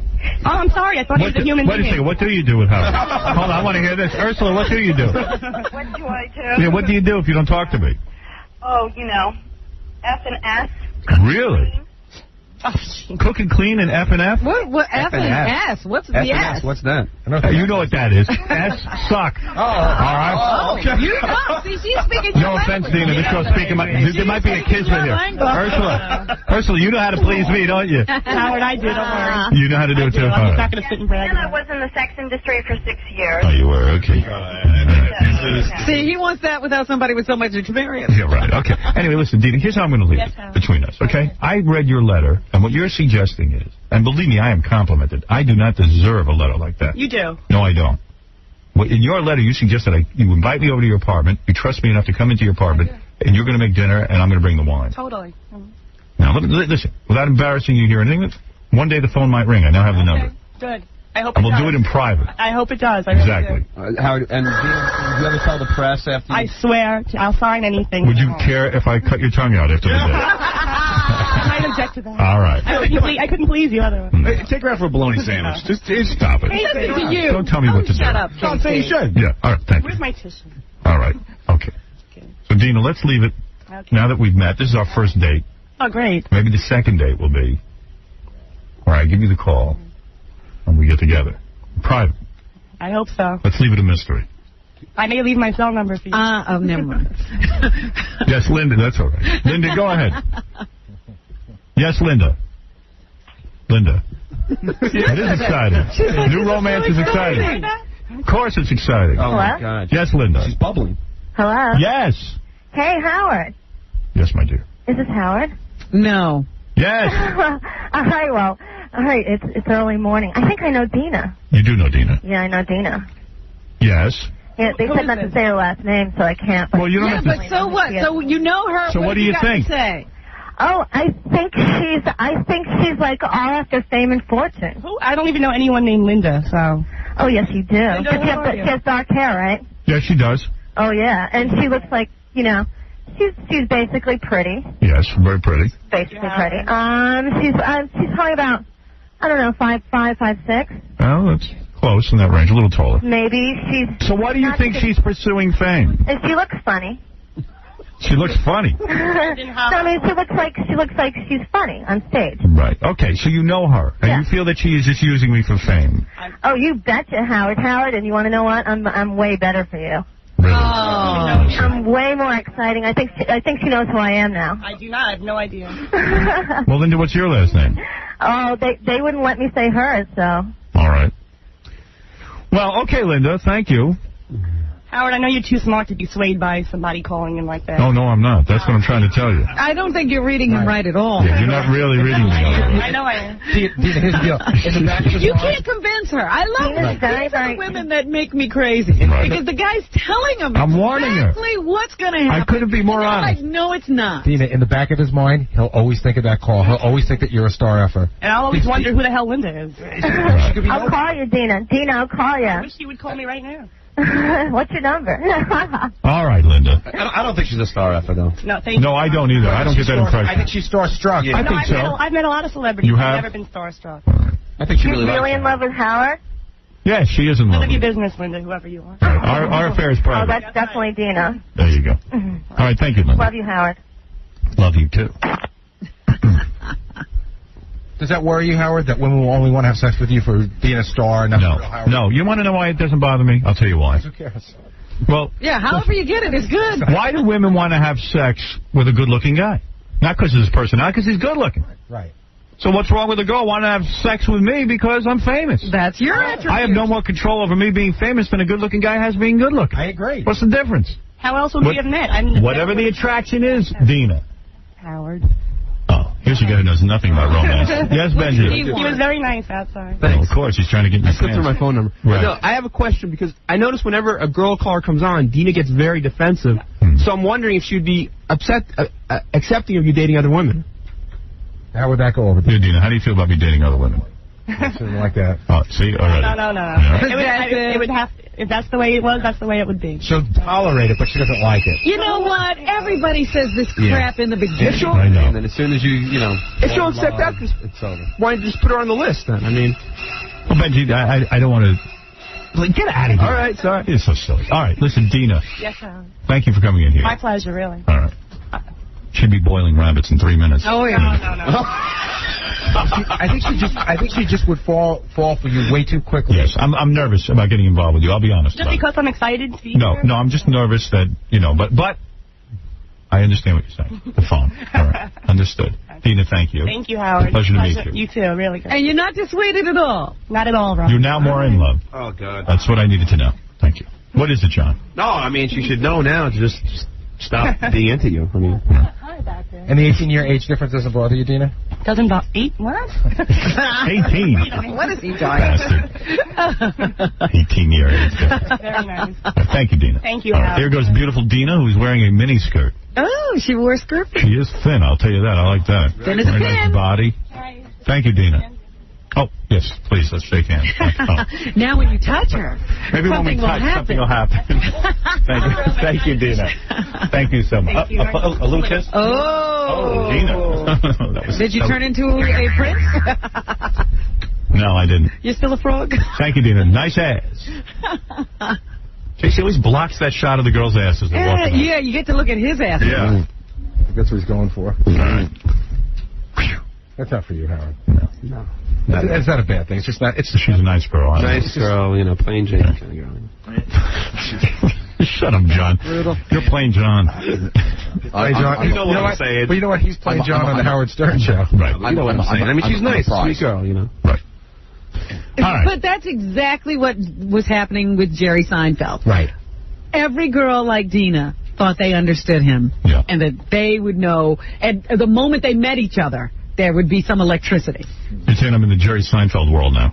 Well, I just think that there are a lot of women, because first of all, you are even in worse shape than Jerry Seinfeld. Right. Because you've done it once. Right. Well, and also you give out your whole life. Yeah, but you've done it once. You've had a long-term relationship. There you go. With a woman, and, a lot of years of it was very good. Yeah. And women heard about it over and over again, and they were envious of that relationship, wanting it all the time. Now you're free. They forget what's happening now. Right. They're thinking about what you had. Right. And if he did it once, he could possibly do it again. And by the way, Howard, I have to applaud. This is scaring me. Yeah. That rap is phenomenal. That whole "I'm not ready. I don't know if I can do this." That's a good one. It's the Pierce Brosnan. Exactly. The Pierce Brosnan. Yeah, without the look. I thought it's great because, listen, I thought I could do this, but I realize now I'm just not ready. I can't do this anymore. All right, thank you. Still grieving. I mean, that old rap you threw on her, it's devastating. Yeah, devastating. Oh, man, she's in there. She's salving those wounds. That was a rap I never could use. I didn't have that in my arsenal. I'm jealous. I've got a full arsenal. All right, listen. Let us take a break. Let's all calm down from romance, which is what we just experienced. The dark side of romance. The darkest side of the worst side of romance. The actual meeting. The blind date meeting. Oof. But Dina, very beautiful. Very nice girl. Absolutely. Mike. And still on the market. You say you know Dina? Yeah. Yeah. What about her? She's a great girl. A lot of fun. Likes to party. Oh, yeah? You went out with her? No, I didn't know her fairly well, though. I used to hang out with her. So how come you didn't go out with her? Because I was dating someone at the time. All right. Well, she's available now. Right. Okay, listen, we're going to take a break, and we'll be back right after these. Give her a call. Comedian and big penis owner, Milton Berle. Howard, you're very funny. You're very clever. Thank you. You have a wonderful program because it's your own style. Your show is different. Oh. It's different because you're different. And don't change, because if that's your bag and a lot of people listen to you, just keep doing what you're doing. There's only one Sinatra. Yes. There's only one Presley. Thank you. Yes. Everybody has their own style. Yes. And if you can get recognized by the indelibility and an identification of how you work, and you work differently than anybody else, yes, then they're going to tune in and say, well, I don't know if he's putting us on or not, and I don't know if he's doing it from a business-like standpoint, but what he's doing must be right, or you wouldn't have the listeners that you have. Thank you. Thank you. Thank you, Uncle Penis. Milty. Howard Stern. He's a quiet man, not showy or loud. There's the real danger that more and more young people may follow the call to turn on, tune in to The Howard Stern Show. Robin, it's time for news. This is where we discuss things that are going on in the world, and we talk about everything that's going on. A lot of wackiness going on. A lot of wackiness. A lot of wackiness. Like?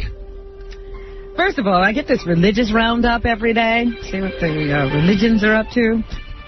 And former Judge Robert Bork, who was once considered for the Supreme Court, he was talking to the National Association of Evangelicals the other day. And he said that the Supreme Court will likely discover a constitutional right to gay marriage within the next 10 to 15 years. Right. So while everybody's having these votes and voting down gay marriage, Bork says the Supreme Court will approve gay marriages in 10 to 15 years. He's right. Anybody should have the right to marry anybody they want. And he says that the reason for that is judges today interpret the Constitution as they wish rather than as the framers of the Constitution intended. That's right, because it's by contemporary standards. Yeah, we should be dealing with some old farts from the 1700s. That's what they thought. What Bork is saying, then black people are not human. That's right. We shouldn't even have the vote, and women shouldn't have the vote. Right. If we're going to go along with that crap. Right. Bork said in the short run, the activism of the courts will be affected by this year's presidential election, but he says in the long run, religious revival is likely to save America from moral chaos. Well, that's placating the audience. That's all that is. But the religion is ruining people. It's making them mental. No one sees that. It divides people. It's a Bubba mindset that is dreamt up, so people are afraid of dying. I'm included. I don't want to die. I'm afraid of death. Of course. None of us want to die. We don't know what's coming next. I don't want to. I'll tell you what's coming next. Nothing. Well, you may say, but you don't know. Honey, I know as sure as I know everything else. And, that nothing is coming next is more scary than that something's coming next. What it is you are in oblivion. Once the lights go out. Oblivion? You're nothing. There's no oblivion even. Well, that's what I mean. Once the lights go out, that's it. You don't drift off. You don't see a white light. You don't go anywhere. But nobody wants to think that we're just that. That's it. I know what we want to think. It's like that Robin Williams cockamamie movie with Annabella Sciorri. Yeah, we go up there and we paint in bright colors. And we have this great life. And we can find our mate. And not everyone wants to find it. Who are you looking for? Wife number 2 or wife number 3? Right. You want to paint a picture of heaven. So look, what can I tell you? This is it. And religion really is to soothe people when they get old. The opiate of the masses. And to contain people in their youth. To keep them from going berserk. Because most people who are dumb need somebody to tell them, a parent, and I don't mean literally a parent, I mean actually literally a parent, but they need somebody to set down very strict guidelines and tell them some cock and bull story that when you die, this will happen to you. Now, if you're very intelligent, you are able to say, look, this is it on this planet, but I'm not going to abuse the privilege. I'm not going to rape the world, even though I know this is it. I'm going to set a standard for myself and live by it. Right, because I'm a human being and I care. But how many people are like that? Not very many. So they need a religion. They need a fake story invented by a guy who couldn't tame the caveman. That's it. The Bible was written by a guy. His name is David Schlubman. He was a Jew. The parents of a teenager suspended from his Christian school for attending a Backstreet Boys concert are pulling him out of that school. Jason Trejo and 3 other students got a 1-day suspension for attending the concert last week in San Antonio. The Sunnybrook Christian Academy says they broke the school rule forbidding any involvement with inappropriate music. What? You're going to throw the boys out for going to a Backstreet Boys concert? Yeah. Wow. That prompted Trejo's mother to enroll him in a public high school instead. Good for him. In fact, any of those kids in that school, I would break that rule and get the hell out, bankrupt that school. Imagine going to a religious school. Oy vey. Oh, my God. And did you see all the people running around with ashes on their heads yesterday? You gotta laugh.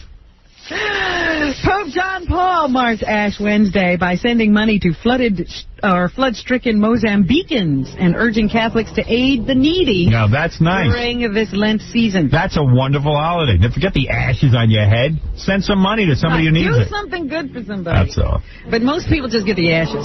Lent is a season of contemplation and repentance leading up to Easter's celebration of Jesus' resurrection from the dead. Why doesn't the Pope just ask God to stop make the flooding? Oh, no, come on. You know he doesn't listen to those kind of prayers. All right. Many Roman Catholics deny themselves meat, alcohol, and sweets during Lent, but the Pope said they should also come to the aid of the needy, victims of hunger and violence and injustice. I told you yesterday that the Pope has decided to apologize for all of the sins of the Catholic Church over the centuries. Right. And there's plenty to apologize for. And some Jewish people looked at the Pope's apology and they said, you know, this is not enough. Well, the Jews are wrong. They shouldn't want an apology from the Pope. Who cares what the Pope has to say? There shouldn't be any... Apparently people do care. There shouldn't be any Jews. There shouldn't be any Christians. You should just go about your life. This Pope, he's completely out of it.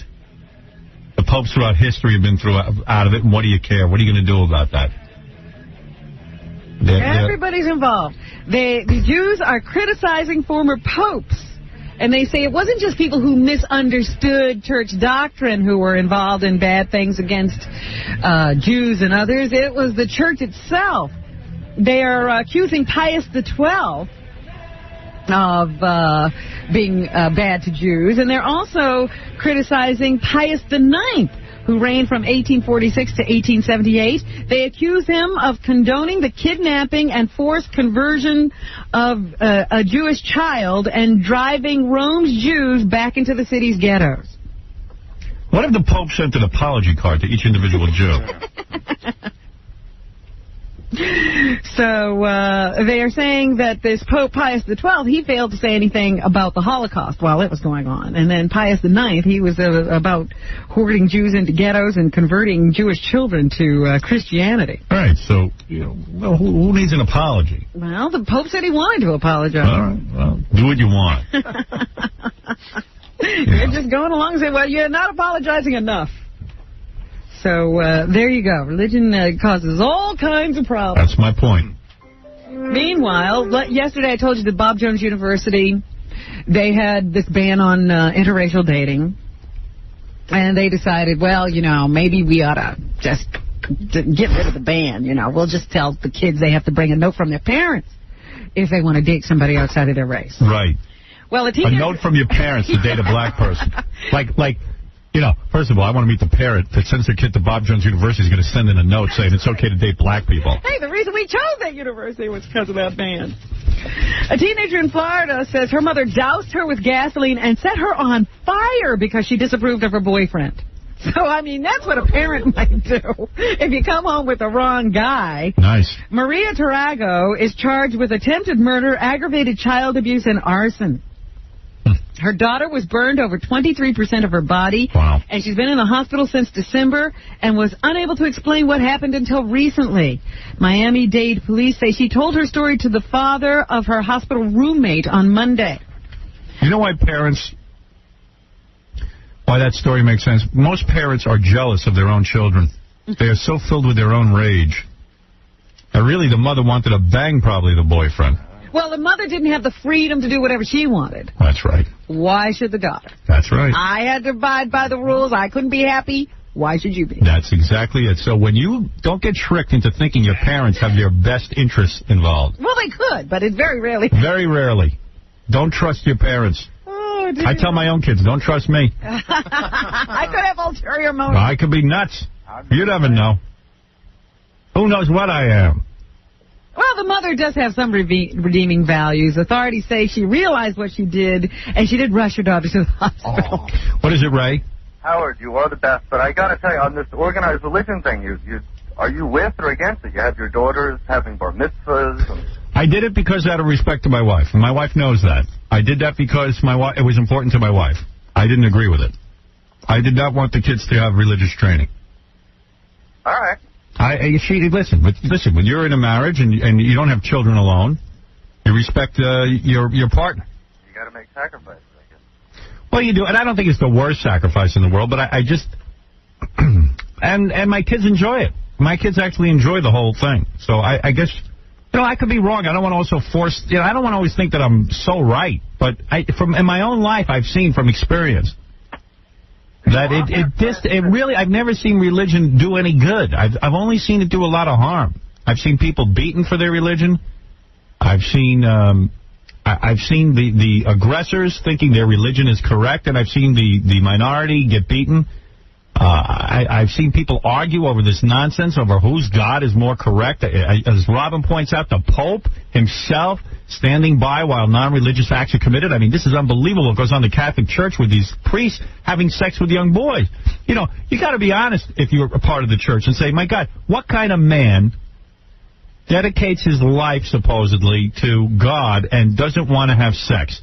Now, in the perfect world, you say, my God, that's a religious, holy man who is devoted to God. But we know in the reality is it's a lot of closeted homosexuals who are having a real hard time dealing with it and think by joining the church they will be put away somewhere where they won't have to deal with their attraction to young boys. And then what happens is something goes wrong, and then the church hides it. It becomes a compulsion, and they can't deny themselves. And what's horrible about it is these young boys' lives are ruined. If you've ever met a young boy who's been molested by a man, it stays with them the rest of their life. And I know people this has happened to. And it's no joke. Their lives are ruined. You might as well put a bullet in their heads. For the rest of their lives, they wonder if they're homosexual. So you're going to sit and tell me that organized religion has done any good. Now, what about leading a religious life? That's fine. You want to follow the Ten Commandments? I got no problem with the Ten Commandments. Honoring people, respecting people, helping people. That's beautiful. I don't need some dude to tell me to do that. Spreading some ashes on your head. Don't see it how it does all that. Yeah, it's all voodoo. It's like, I put ashes on my head. My religion's better. And you know those people walking around with ashes are so proud that they're, you know. Oh, and they get these big, one guy had a cross almost as big as the one they hung Jesus on. The ashes are getting bigger. Forehead. Yeah, and I think they think that they're with the cool religion. Yeah. Like, look, I'm no Jew, you know. Guess what? I got ashes. I got My ashes. friends that went to any kind of religious training hated it as a kid growing up. Now I'm going to their weddings, and they're born-again Jews, and I don't know. I think we ought to People are lost and lonely, my dear. I think they ought to pick one religion and make everybody the same religion, just so it won't divide people. I hear you. You're the best. But you know what happens is that there are a bunch of megalomaniacs who then, if they can't be the leader of the religion, yep, They'll go out and start one of their own. That's how we got all these I think religions. that's a good idea. That might be the way to make some money. What if I start a religion where once a year I smear cow manure on your head? Would you go for that? I think I'm sure you could find someone to follow. Right. All right, thank you. Fred already asked me if I would do that to you. All right. Anything else in the news? Anyway, this mother, authorities say she realized what she'd done. This is the one who doused her kid with gasoline because she didn't like the boyfriend. And she rushed her girl to the hospital, but she told officials that the fire had been an accident. So she didn't own up to the fact that she tried to burn her own daughter. Yeah. The daughter was unable to speak until now, and that's why we're finding out about it. The teen is listed in good condition and is in the custody of the state. Thank God. So, yeah, don't give your parents the right to tell you who to date. They have no clue. Flags are at half-staff today at fire halls in Memphis, Tennessee, following a deadly shooting. Did you hear about this one? Mm-hmm. Guy had been off from work for a while, just came back to work, went home, got into an argument with his wife, killed her, and then started a fire in the house so that, firemen would have to come. These are guys he worked with. Right. And when they came, he started shooting them. Well, you couldn't even go down to the firehouse and shoot him. He brought him to the house. Brought him to the house. Started the fire so they had to come to the house. And then a sheriff's deputy who was responding to the call that there were gunshots, he was shot before he could even get out of his patrol car. The guy shot him through the windshield. Finally, they tried to talk this guy out of shooting and wanted him to put down his weapon. He refused, and one cop and he got into some kind of a shootout. He was wounded, and now he's, I guess, in the hospital and under arrest. And is reported in critical condition at the hospital. He has been placed under arrest. That's true. A passerby, a woman who was passing by this whole incident, was also shot. And she tried to go to the house across the street from all of this to get some help because she was shot and bleeding. And the woman inside was so afraid. She said, I wanted to help her, but I was scared to death. Yeah, I wouldn't help either. I would keep my door shut. Oh, you're so bad. You would, too. You know you would. I hope. You don't even answer your phone. Well, I can't answer the phone. Right. I hope that I would do something. I just thought it was pretty funny. I mean, how do you live with yourself after knowing that, you're no help in a crisis? I just don't want to be bothered. And I don't want trouble. I would rather the trouble not come around me. Do you get a phone call almost every day from a solicitor on your phone, like from the phone company? I get more than one. Okay. On the same phone line each time? Yes, all the time. So I finally said to this guy, I got a call every day from the phone company. And what I'd say is it's not a good time for me now. And I realize I don't want to say it's not a good time for me now. I don't go through that charade. What do you do? I just say, I'm not interested. Bang. Okay. I did that, and they still called every day. Oh, yeah, they still call. So finally, the other day, I said to the guy, look, his name was Steve or something. I said, Steve, I really don't want these phone calls at all. Well, he says to me, don't you want to save money? I said, listen. Listen to what I'm saying. I don't want to be engaged in the conversation. I'm in the middle of, I'm very busy. I feel this is an invasion, like somebody knocking on my door. Mm-hmm. I don't want anyone knocking on my door. I don't want you calling my home. And not only just you, Steve, but anybody associated with your business. And what did Steve say? I was very direct with the guy. And he said to me, okay, fine. We hung up. The next day, get another call from a different person saying, would you like to save money? I'm conducting a blah, blah, blah. You actually get that far with him? Yeah. I said, oh, yeah. I said, look, I spoke to a guy yesterday. What I'm trying to figure out is, how can I get my name off of this list? I don't want to take this call every day. Mm-hmm. Because what you do is you end up waking me up, or you end up, you're intruding on my life. I can't take it anymore. So I want to be off the list. I don't know how you get off that list, because I'm on more than one, obviously. Maybe it's more than one person, but I said, please. I said, I don't have anything against you.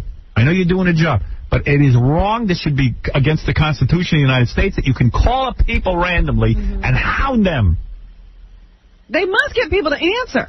Why are people answering these phone calls? Now, my phone didn't ring yesterday. But I was out of the... Did it work then? It might have worked, but I'm not sure yet, and I'll report back to you. Because I'm not going to talk to these people.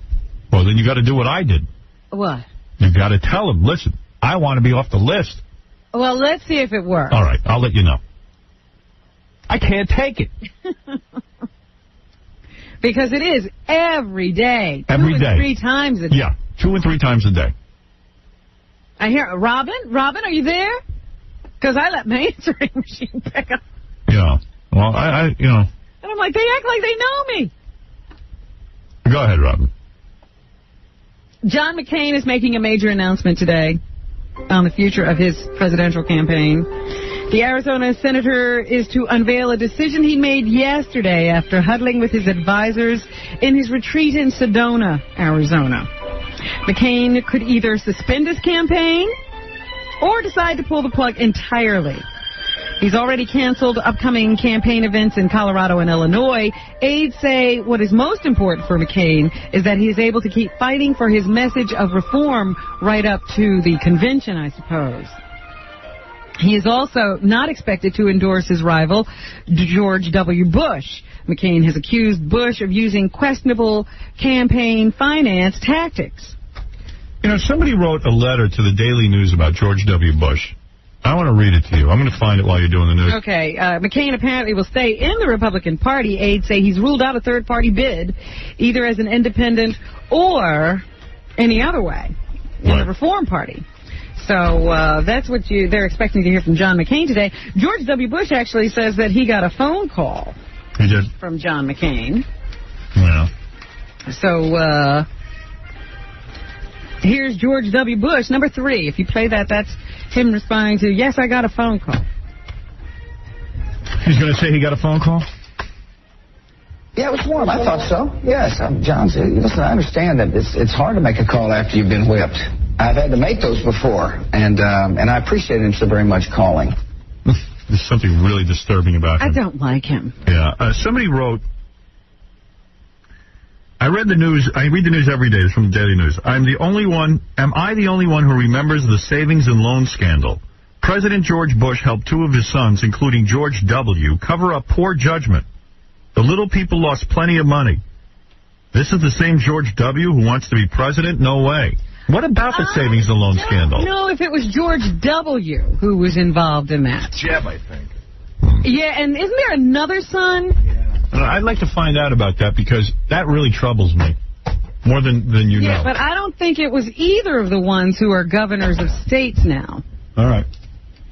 Because I'd love to know about that.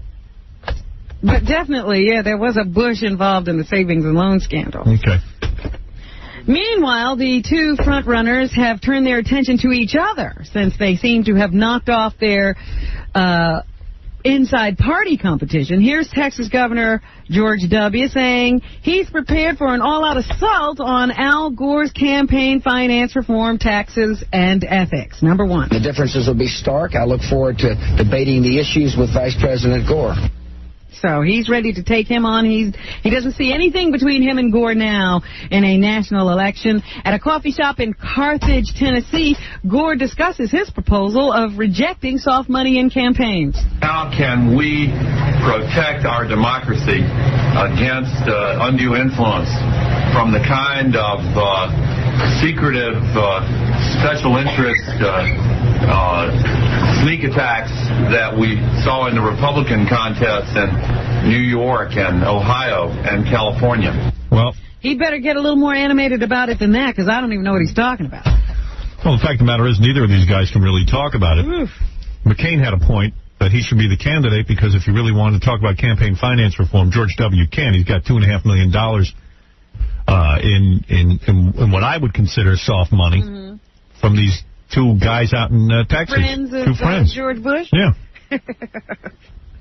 So it's either one of these guys, you know.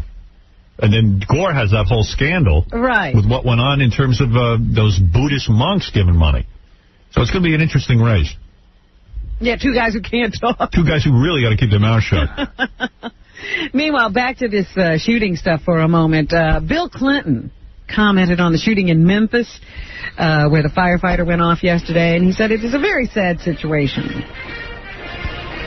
It's a tragic thing for the city and for the families. Those firemen and police, they put their lives on the line a lot, but they don't expect to be shot at the scene of a burning house. Well, that's And right. he also commented on the 6-year-old girl who was shot by a classmate. He says the shooting death of Carla Rowland shows that Congress must do something about guns. I think if the custodial adult either knowingly or recklessly leaves a gun where a child can get a hold of it, then I think there should be some liability there. I think, it's outrageous that this 6-year-old boy was able to get that gun. Meanwhile, I wonder if he thinks there should be liability if an older man gets it. She was legal. All right, that's true. She was 20-something years old. That's the way I see it. Yeah, let's talk turkey. Meanwhile, they have decided on a punishment for the 6-year-old boy who is accused of gunning down his classmate. He will be expelled for 3 months. All right, that makes sense. 3 months. Well, what are they going to do? I mean, it's ridiculous. It is. Come on. I think they should execute that kid. What do you think of that? I say no good's going to come of him. Shun him. Yeah. Let's stone him. The school district attorney says the superintendent made the recommendation in accordance with Michigan schools' anti-weapons law. The school board is expected to vote to expel the boy later this month. So good. Now he won't have an education either.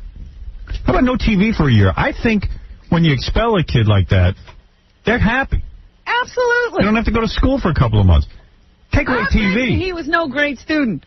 Take away TV, that kid will be pissing and moaning. And video games. Right.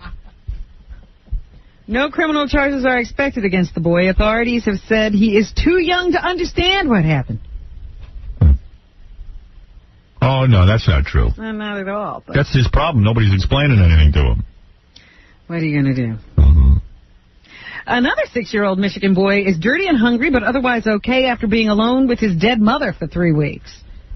The Kent County Sheriff's Office outside Grand Rapids says the boy apparently figured his mother had gotten sick or had fallen asleep. Right. Covered her body with a blanket and a crib mattress. You put a crib mattress on your mother? Anyway. For 3 weeks, he fixed his own breakfast, went out to play, and put himself to bed, passing by his mother's body on the living room floor. Wow. That's so weird. Yeah, deputies found him on Tuesday. How old was the after kid? Being 6. Wow. After being alerted by concerned school officials, he's now in state custody until authorities can contact another relative. God, that's freaky. Yeah. That's a cool movie. You know? It's just a cool beginning to a movie. I don't know what happens after that. You You wrap know, that one the up. rest of it might be boring. Maybe it's a short story. I don't know. Yeah, maybe you just got a half hour there.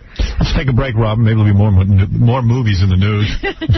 Maybe an ending to that story. We'll take a break. We'll be back right after these words. You're listening to a man who has a small, moist, brown stain in his underwear. Howard Stern. To a man who is able to take a joke as long as it's not about him. From Harlem to Hong Kong and across the China Sea, they fear the name, the fame, and the fury of Howard Stern. All right. Is the Howard Stern Show. What is it, Lamont? Yeah. Go ahead. You're on the air. Quickly. Yo, Howard, where you at, Howard? Yes, thank you. Hi, Howard. I was offended by the religion comments you was making because I'm a proud member of the Solid Rock Baptist Church. All right, thank you. Who wants to hear that guy? I think it's a joke. Well, let's hope. So, it's really weird. You were talking about Ash Wednesday yesterday. And, you walk around the street and stuff, and it's very strange to see, like, a guy in a business suit with big, giant ashes on his head. Mm-hmm. And let's be honest, don't you start to think, wow, what a dupe? Mm-hmm. I mean, you think they're dopey Yeah, guys. you don't want to do business with that guy. I'm down in the Wall Street area, and all those guys in gray suits walking around with ashes on their heads. I'm pulling my money out of the stock market. Because you go, well, what's wrong with that? Yeah, what could he possibly know? Was Chiusano wearing ashes on his head yesterday? Was he? I don't know. I don't know, I wonder. If he was, I just want him fired. And what is the deal? You're not supposed to wash them off. They're supposed to wear off? Yeah. So now you're walking around dealing with people with dirty faces? Gary, was Chiusano with the ashes? Yeah, the interns tell me yes. Oh, God. What a doofus. Doesn't he understand? You know what? Doesn't he know it's a make-believe? I look at, there was a guy walking down the street. I went to get my lunch. Yeah. The guy, I mean, it's like 3 thumbprints must have gone on his head. Yeah, There's I know. no forehead left anymore, just dirt. He must be a big deal at the church. And the guy was in a business suit, and I just wanted to say, do you have any idea how ridiculous you look with this dirt on your head? I saw it at first too, but like I wonder, I don't know. First when you see it, it's just somehow some dirt on their head. It doesn't even. Yeah, sometimes you forget it's Ash Wednesday. And it looks like they've got dirt on their But face. I think something's going on. The ashes have gotten substantially bigger. Bigger, yeah. You want to know why? Less and less people are buying into it, and it's an advertisement. Yeah. It's a walking billboard. That's what I think. Because it used to be very pale, and now they're getting real smudges. I remember I've been this. Don't get me wrong. It's just like I see a guy like that, and I go, oh, wow. Is he falling for this? It seems less, Howard. It seems like a lot less people are doing it. Tom wears ashes on his head? Yeah, but you know. You know what? What do I know? That Tom's a very religious man. Yeah, okay. Yeah. It looks even worse when they put like a real, big cross. Yeah. Right, I saw a guy with like a Manson. cross. It's hard to take a guy serious. You know, I have hard enough time sort of respecting Tom. Then he shows up and it's just like, Tom, what else? Santa Claus, Easter Bunny, how far do your superstitions go? It's like if we saw a Chinese or an Eastern, Far Eastern guy sitting in front of Buddha, we laugh. We think that looks goofy. Why are you painting into that green rock? But then what's the difference with that big thing? There is no difference. Because the priest used to do like a thumbprint, right? So Tom took the time out of his busy schedule to go get ashes yesterday. Wow. One less hole to go. He has so much free time, it makes me envious and resentful. He comes here because he has free time. Yep. So you never crossed my mind to get ashes. How about you, John? No, I mean, I was very religious. No, but now you didn't. Now, no. Oh, yeah, I mean, he always you can't believe anything. I like to think it's almost. I guess when I see a guy like that, I go, "Wow, how childlike!" He's like maybe if he dunks his head in the water 3 times, he'll have good luck. Howard and I were having a conversation. I got to ask Tom about it. I can see he's uptight. He won't come in. That's not gonna. Yeah, it's too serious. But Howard and I were talking the other day, and I said to Howard, you ever see like a really hot chick, and you're digging her, and then all of a sudden she starts talking about religion? I said, doesn't it make her seem sort of like less bright? Yeah. And then he brought up the example of Kathy Lee Gifford. Well, yeah, it's like we're all brainwashed. And as you say, Robin, we spend the rest of our lives trying to figure out what part is it? What part of us is us and what part of us is the brainwashing. And I admit all of us have had religious training and brainwashing, put the fear of God into us, and it almost feels like so sacrilegious when you start to say, hey, I don't believe any of this. God, you feel like you're going to be punished. Yeah. But at what point does Tom kind of wise up and go, maybe I don't, it almost makes it seem like he's kind of gullible. You know what? Most people can't even have the conversation. I know. When they've bought in for this long, they can't even consider it. See, I was glad I found this show to be able to talk about that, because I always felt like I never believed in it, that I just felt like You got to go along. Like I was going to perish. Yeah. Right, right. I do, too. I mean, even as I sit here and say it, I go, I'm going to be punished. You know what? But, what am I going to do? Look, this has been punishment. Punish me some more. So I've been punished anyway. What could be worse than this? Right. Well, you'd like to hope there's a God, right? I mean, No. Not with what's going on around here. I don't want to know there was any guy sitting around making all this happen. If there's a God, he's probably laughing at everyone for putting ashes on their head. But Robin, God has to show you sadness in order for you to enjoy happiness. But Howard, he lets these bad things happen. Right. And I have to kick his butt. I have a friend who had sex with an Orthodox Jew. And after that's a whole other ridiculous thing. After they had sex, he pulled the covers over and started praying. Right. Right. I know, they're all guilty. The badness go away. There's a guy in the station here who wears a yarmulke 24/7. Yep. And you know what? Oh, I won't even get into it. Because they gave him a nickname, and I feel sorry for the guy. They call it to his face. What? They call him Beanie Boy. Oh, no, I thought it was Rabbi. Rabbi. They call him Rabbi. Oh, Rabbi. But I heard Beanie Boy. And Rabbi. I don't know this person. Yes, he always walks in. And he has different colored yarmulkes. Yeah, I saw that guy. He's got yarmulkes for different occasions. Yeah, I saw that. He had like a knitted yarmulke. Yeah, I have seen decorated yarmulkes. That's true. My favorite yarmulke I ever saw. It's as cool as ashes. But Howard, the Orthodox Jews, they have to wear, they make the women wear wigs. Yeah. I know. The whole thing's ridiculous. I'm telling you, there are people who are devoting their lives to this nonsense.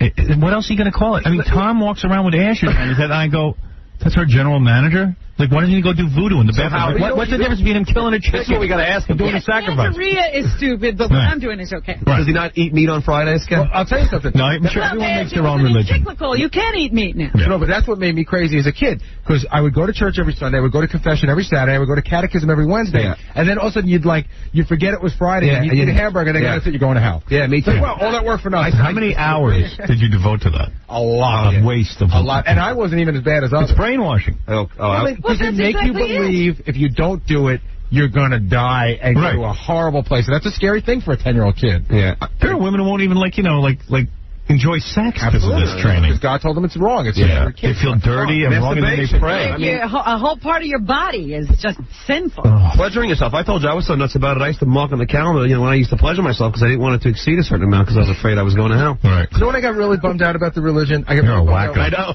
I was so into that whole thing because my father was... the guy I really want to talk to is Tom. And he ain't coming in. He really should come in. Well, he should come down and defend his religion, right? Yeah. If it's so, it's so dear to him and so important, and it makes so much sense, why can't he talk about it? Because he won't stand up for his religion. Because it's holy. Because it's holy. Here's Sean, the rabbi dude who works at the station. Hey, Sean. Hi, Sean. Good. I just want to say that I think people who defend their religion and actually practice it, and even if it's me wearing a yarmulke or Tom from the X on his head, I think that it shows what they believe in. Yeah, fine. I mean, whatever. Yeah, I just wish people would be good people. And that never happens. They just wear yarmulkes and put anything on their head. So don't you feel like a little weird wearing the yarmulke thing? Honestly, when I first came here, I felt like really weird. But now, it's just like second nature. Howard, but get a load of this. He, like I was trying to get him because, our... like, what happened? Your parents were religious? They're religious, but my father didn't wear a yarmulke all the time, but... So what'd you get, like, ultra brainwashed? I don't know, I guess they spent so much money on a Jewish education for me that... Yeah, he got it every day. You know what I don't understand? So why do you wear the yarmulke? If you think it's just because you wear it because you had a Jewish education? No, I just wear it because that's exactly what I believe in. You believe in wearing a yarmulke? I believe that basically the reason for a yarmulke is to Yeah, what is the reason? It's just to show that there's a God above you, and supposed to make you don't go out and do anything stupid. It's kind of like you represent the Jewish religion, know that there's a God above you, and so the yarmulke. But Howard, here comes Tom. He even comes. Tom, tell me you didn't. Kill us now. Tell me you didn't get ashes yesterday. Why would I tell you that? Did you get ashes? Yes, I did. You really went to church and got the ashes? Yes, I did. Where are they today? Where are your ashes? They washed off. No, you're not. Now, let me ask you something. I don't want the headphones on. You don't want headphones? No. You really hate hearing Robin? I don't want to hear that voice. You don't want to hear Robin? I don't want to hear. You used to love Robin. Now, let me ask you something. I do, except in the headphones. Let me ask you something. Go right ahead. All right. Would you allow Santeria would you allow someone to sacrifice a chicken? Howard, here's the deal. Go ahead. Give us the deal. It's very. I understand that religion, and belief in God is irrational. That there's a lot of things that you can point to that would say this makes no sense. But listen, but and I understand that. Putting ashes on your head is gonna do something for you? You think it's gonna bring you good luck? No. You know what do you think is gonna happen? It is. I don't know. Probably nothing. I'm just curious. I'm not putting you down. No, I understand. Yes, you are. But no, I'm not. No, I'm not. Yes, no. I respect you. You're getting there. You don't. Do you think and that's okay because you're entitled. Why don't you dunk your foot in water? Listen, I mean this legitimately. I had a life-changing experience. So I know you had a rough year, right? And I decided that, part of when I was laying in the bed and I was thinking about dying, I decided that there was a higher power and that there was a God, and I was going to put some belief in that, and I was going to call upon that for a little extra strength if I could find that. You're not going to start crying, right? No, I'm not going to start crying. It's going to be really I just want to finish on one thing. That's what I thought you would say. But before that experience, I was still pretty religious. I don't know about pretty religious. I decided so it was his 20 years ago plus that I would go back to church on a regular basis. So do you think by not getting ashes all those years? It's the first time I got ashes in probably 20 years. Do you think God punished you because you didn't put the ashes on your head? No, absolutely not. Maybe that's why he gave you cancer? No, absolutely not.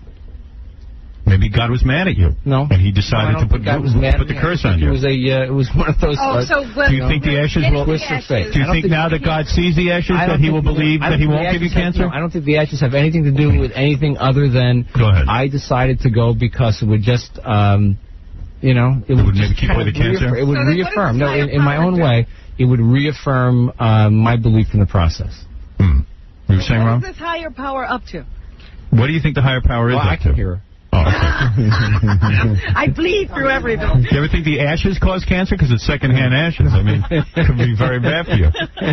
So you felt good yesterday. It did have special meaning when he put the ashes on my head and said from, ashes to ashes, dust to dust. Right. That felt good to you, and now you walked around and you had them on. It kind of reaffirmed the whole process to me, yeah. You should lead a crusade to Jerusalem. No. What was that? There's a hell? I don't know what there is after. I don't know. I do believe that So he hasn't figured out anything this higher power is. No, he hasn't figured out a thing except he's going to go get ashes on his head. No, and then I go to church, right. On a regular basis. You pray to God. And I do pray. I pray every night. Even for you sometimes. But what is the higher power up to? See, I don't know. If we all knew that, wouldn't it make it a lot easier to have the answers to these questions? Absolutely. Of which are irrationally based, some of them. I understand, because do you think if maybe... See, if I started a religion, I'd come up with a whole bunch of rituals for people to do, keep them busy. Yeah. Like stick stuff on them, and milk bath. Well, you know what it is, and no offense to you, Tom, but when I suffered from obsessive-compulsive disorder, I did millions of rituals a day. And the bottom line was, I was trying to protect myself from bad things. Ward off the evil, yeah. And religion is a series of rituals. No question. To keep away bad luck. But when you boil it all down, it's a rabbit's foot. Yeah. And that's it. Some of us need it. I understand why you need it. And listen, not everyone's blessed with the same intelligence as I am. And I don't mean that as a put down. I hit the lottery. And in a way, it's a curse. Would I rather believe that ashes will keep me... He'd like to go to church with you. I would love to go to church and get the solace that you get. I would. Believe me, I would. You know what? You meditate, though. You meditate, I do. And you meditate because... And you know why? That brings a little peace to you. Wrong. I strictly meditate because it makes me go to sleep in the middle of the afternoon so I can get a little nap. It actually has that ability. It's as simple as that. Isn't that a... No, it has no religious connotation. It's strictly I didn't say it did. No, it's strictly because for some reason it cured me of insomnia. That by doing that mantra, it somehow brings me down into an area where I fall asleep. So I would never stop doing it. I fall asleep in church every Sunday. Well, there you go. But what I'm saying is that, listen, if I could be, let's say, on the same level as Tom, maybe you're on a higher level, okay? Well, I doubt it, but if I could be on the same level as Tom, a happy man, I'd go to church and have the guy rub some schmutz in my head. Right, and feel good about it. And feel good about it the rest of the day. I would be happy. I am cursed with my intelligence. You know what's funny? I felt self-conscious as hell. Of course you should. You look silly. I did. Of course. I really did. Not that you look silly. You know what it is? It's like, oh, my God. Tom's superstitious. Yeah, like he won't walk under a ladder. No, that's not true. I walk under a ladder. It's the same thing. It's like you won't, but you've got to get those ashes on your head. Because of just of the... Tom, it makes you feel like you're going to go to heaven. No, Howard, there's a spiritual side. Do you believe in the Easter Bunny? Honestly, you do? All right. Okay, listen, I'm not going to put you in I think Tom also was through this experience of his that he feels he owes it to God. Right, you know what I mean? Right. He owes service to God. You know what I mean? So that's why he sits through church. Tom, listen, thank God you get that kind of solace from it. I'm glad there's something good that came out of it. What's the punchline? No, there's no punchline. Yes, there is. No, there isn't. Thank God you get some sort of you get a comfort. If I could be as naive as you and put ashes on my head and feel good the rest of the day, I would do it. I want that. You know what's a weird thing? Like even with the guy they call Rabbi wearing the yarmulke and stuff. To me, that's like a whole notice me thing. Like if I were gay, would I walk around with a shirt that said I am proud to be gay? Yeah, So it's almost like when you see it, it's like everybody. I am Jewish and I am. Well, it's also a thing. Well, it's like wearing a giant cross. Howard, he's gonna have a hard time holding down a job because he's got to leave early every Friday. You know that, right? It's a whole other thing. Well, if Tom is glad about this, now you've inspired. God is on the phone. Tom, God, go ahead. Headphones on. Yes, God. Yes, hello, Tom Chiusano. Yes. I'm going through my scroll, and I see that you've been very good. Right. He has. Thank you, God. You sure this is God or Santa? No, it's God. I play Santa sometimes. All right, God, and you're proud. No Santa. God, you're proud of Tom for putting the ashes on his head? I've seen him getting his ashes yesterday, and I was very impressed. All right, well, there you go. What happened to Tom because he got the ashes? And Tom is going to get to live? Tom, I have wings waiting for you, my son. Thank you. Right. Tom, there you go. You were smart. I was stupid. All right. Thank you, God. And the next time you feel a pain in your chest, just call out my name, Tom, and I will bring you a white light and the white light will say, you're a horse-toothed jackass. All right, get out of here, Sal. Tom, thank you for explaining the ashes. All right, let's continue with the news. Tom has explained himself beautifully. And you said everything I thought you would. I knew. So predictable. No, seriously, congratulations. No, really, congratulations. On what? On the ashes and everything you believe in. Really, and I'm glad you're here. That's all that matters. Yeah. You're my friend. You're my friend. Pray for us, Tom. Pray for us, too. Believe me, I'm in bad shape. Tom, do you avoid eating meat on Friday as well? No. Church has said you can't eat meat. Yesterday, I mean, I didn't eat meat yesterday. No, are you sure? You did not eat meat yesterday? No, I did not. Good for you. What a What sacrifice. did you give up for Lent? Yeah, we give up for Lent. Well, see, I've been on a diet for 3+. Yeah, but it's not about food. You have to give up something you like to do. Gave up giving raises? Only in your case, John. What did you give up for Lent? Is it something that you can share? I haven't given up anything specifically. See? Like, if you didn't golf during Lent, I'd be impressed. Because they take what they want from the religion. Yeah, if they you don't gave really up, practice it. If you would give up golf for a year, then I know you're serious about that. Oh, I got a question. Do you go to confession? No. Oh, all right. No, you know why? Because the last time I did, the priest asked me, I didn't get married in the church. So the priest said the only way I should take communion was if I was married in the church, and therefore I was going to have to go through the whole process because Penelope was divorced. And I didn't know that. Yeah. No, I didn't. She was married once before. Really? So... Did you steal her away from her first husband? No. That would have been a good story. No, from the... no, I wouldn't say that. All right. By my tongue. She was... Yeah, that's that religion kicking in. Right. No rage. Right. No rage. So you... Hey, how did the church explain, because I missed this, I remember hearing about it, how did they explain that all of a sudden you're allowed to eat meat? Yeah, I never was allowed. They just changed it. But there are so many people were eating meat, Gary. That's why they changed it. Yeah. That's not much of a religion, is it? All right, listen, we got to continue because we're running out of time. Thank you, Tom. So, Tom, are you against same-sex marriages and stuff like that? Yes. Oh, don't tell me you're against Oh, man, we I don't care. Well, the church says it's wrong. No. I don't care. You don't think God's I'm also going to... pro-choice. You are? Yeah. Don't you think God's going to be pissed? No. Well, then what religion are you exactly? Yeah, what are you? But you got the ashes. I'm a practicing Catholic. But you are, but you believe in abortion. But you don't believe in anything the Catholics believe in. That's all against the Catholic religion. Right. All right, whatever. So Listen, you're entitled. You pick and choose what you like from the religion. That's what it is. It's everybody decides what they want. Tom, did you refrain from sex before marriage? No, because that was not... Who's going to do that? Well, every one of them says you're supposed to. Well, I'm glad you got the ashes, because maybe that'll take away your beliefs in abortion and make up for your gay marriage rap. Do you refrain from... What gay marriage rap? That you are for gay marriage in the church. I didn't say it was for it. I'm just not against it. They're so busy. Well, if you're not against it, you're for it. Putting it back on. What are you? Are you for it or against it? I'm ambivalent. Here's the deal. He won't help anybody get it, but if they get it, he won't be against it. That's such a bogus viewpoint. Why shouldn't gay people be allowed to be married? Who cares in this grand scheme of things? Put it in dollars and cents. Tom, if there was same-sex marriage here, would you give them health benefits? Oh, that's what it is, health benefits. No. All right, then I understand. I don't know what the company policy is. And that'll be his religion, the company policy. Mel is his religion. Mel should have given him ashes. All right, Tom, congratulations on Ash Wednesday. Okay, there's a guy who believes, all right? Please, John. All right, I'm sorry. John, No, I was wondering if you refrain from trying to go to a break. When John's in here, you can never get to a break. I gotta go. No, John, I gotta go. Go out in the hall. Go out and talk to him in the hall. Okay, I'll ask him in the hall. All right, go ahead. Pick up your headphones and go ask him in the hall. But there's no microphones out. No, I'm serious. So go ask him. He's standing out. He's ready to answer your question. You really want to know? Go ask him. Yeah. He's going to go out in the hall and ask Tom stuff. Tom loves this. People to talk to about his beliefs. Fills up his day. Good. All right. Anything left, Robin? Well, there were a couple of things, but if you want to stop, let's stop. All right. You got anything important, though, that you really want to get to? No? I mean, the showbiz stuff a bit. Yeah, we can stop. All right. Because my head is spinning from that discussion. I'll be honest with you. Hey, I don't have Jackie's plug. I know he's got a jokeland.com. He's always appearing somewhere. He's appearing somewhere. He's out sick today, by the way, Jackie. You know, I just noticed that he was... I know. But after a while, I realized it was only Fred doing Jackie. Right. He's much better at it than Jackie is. Does anybody know Jackie's plug?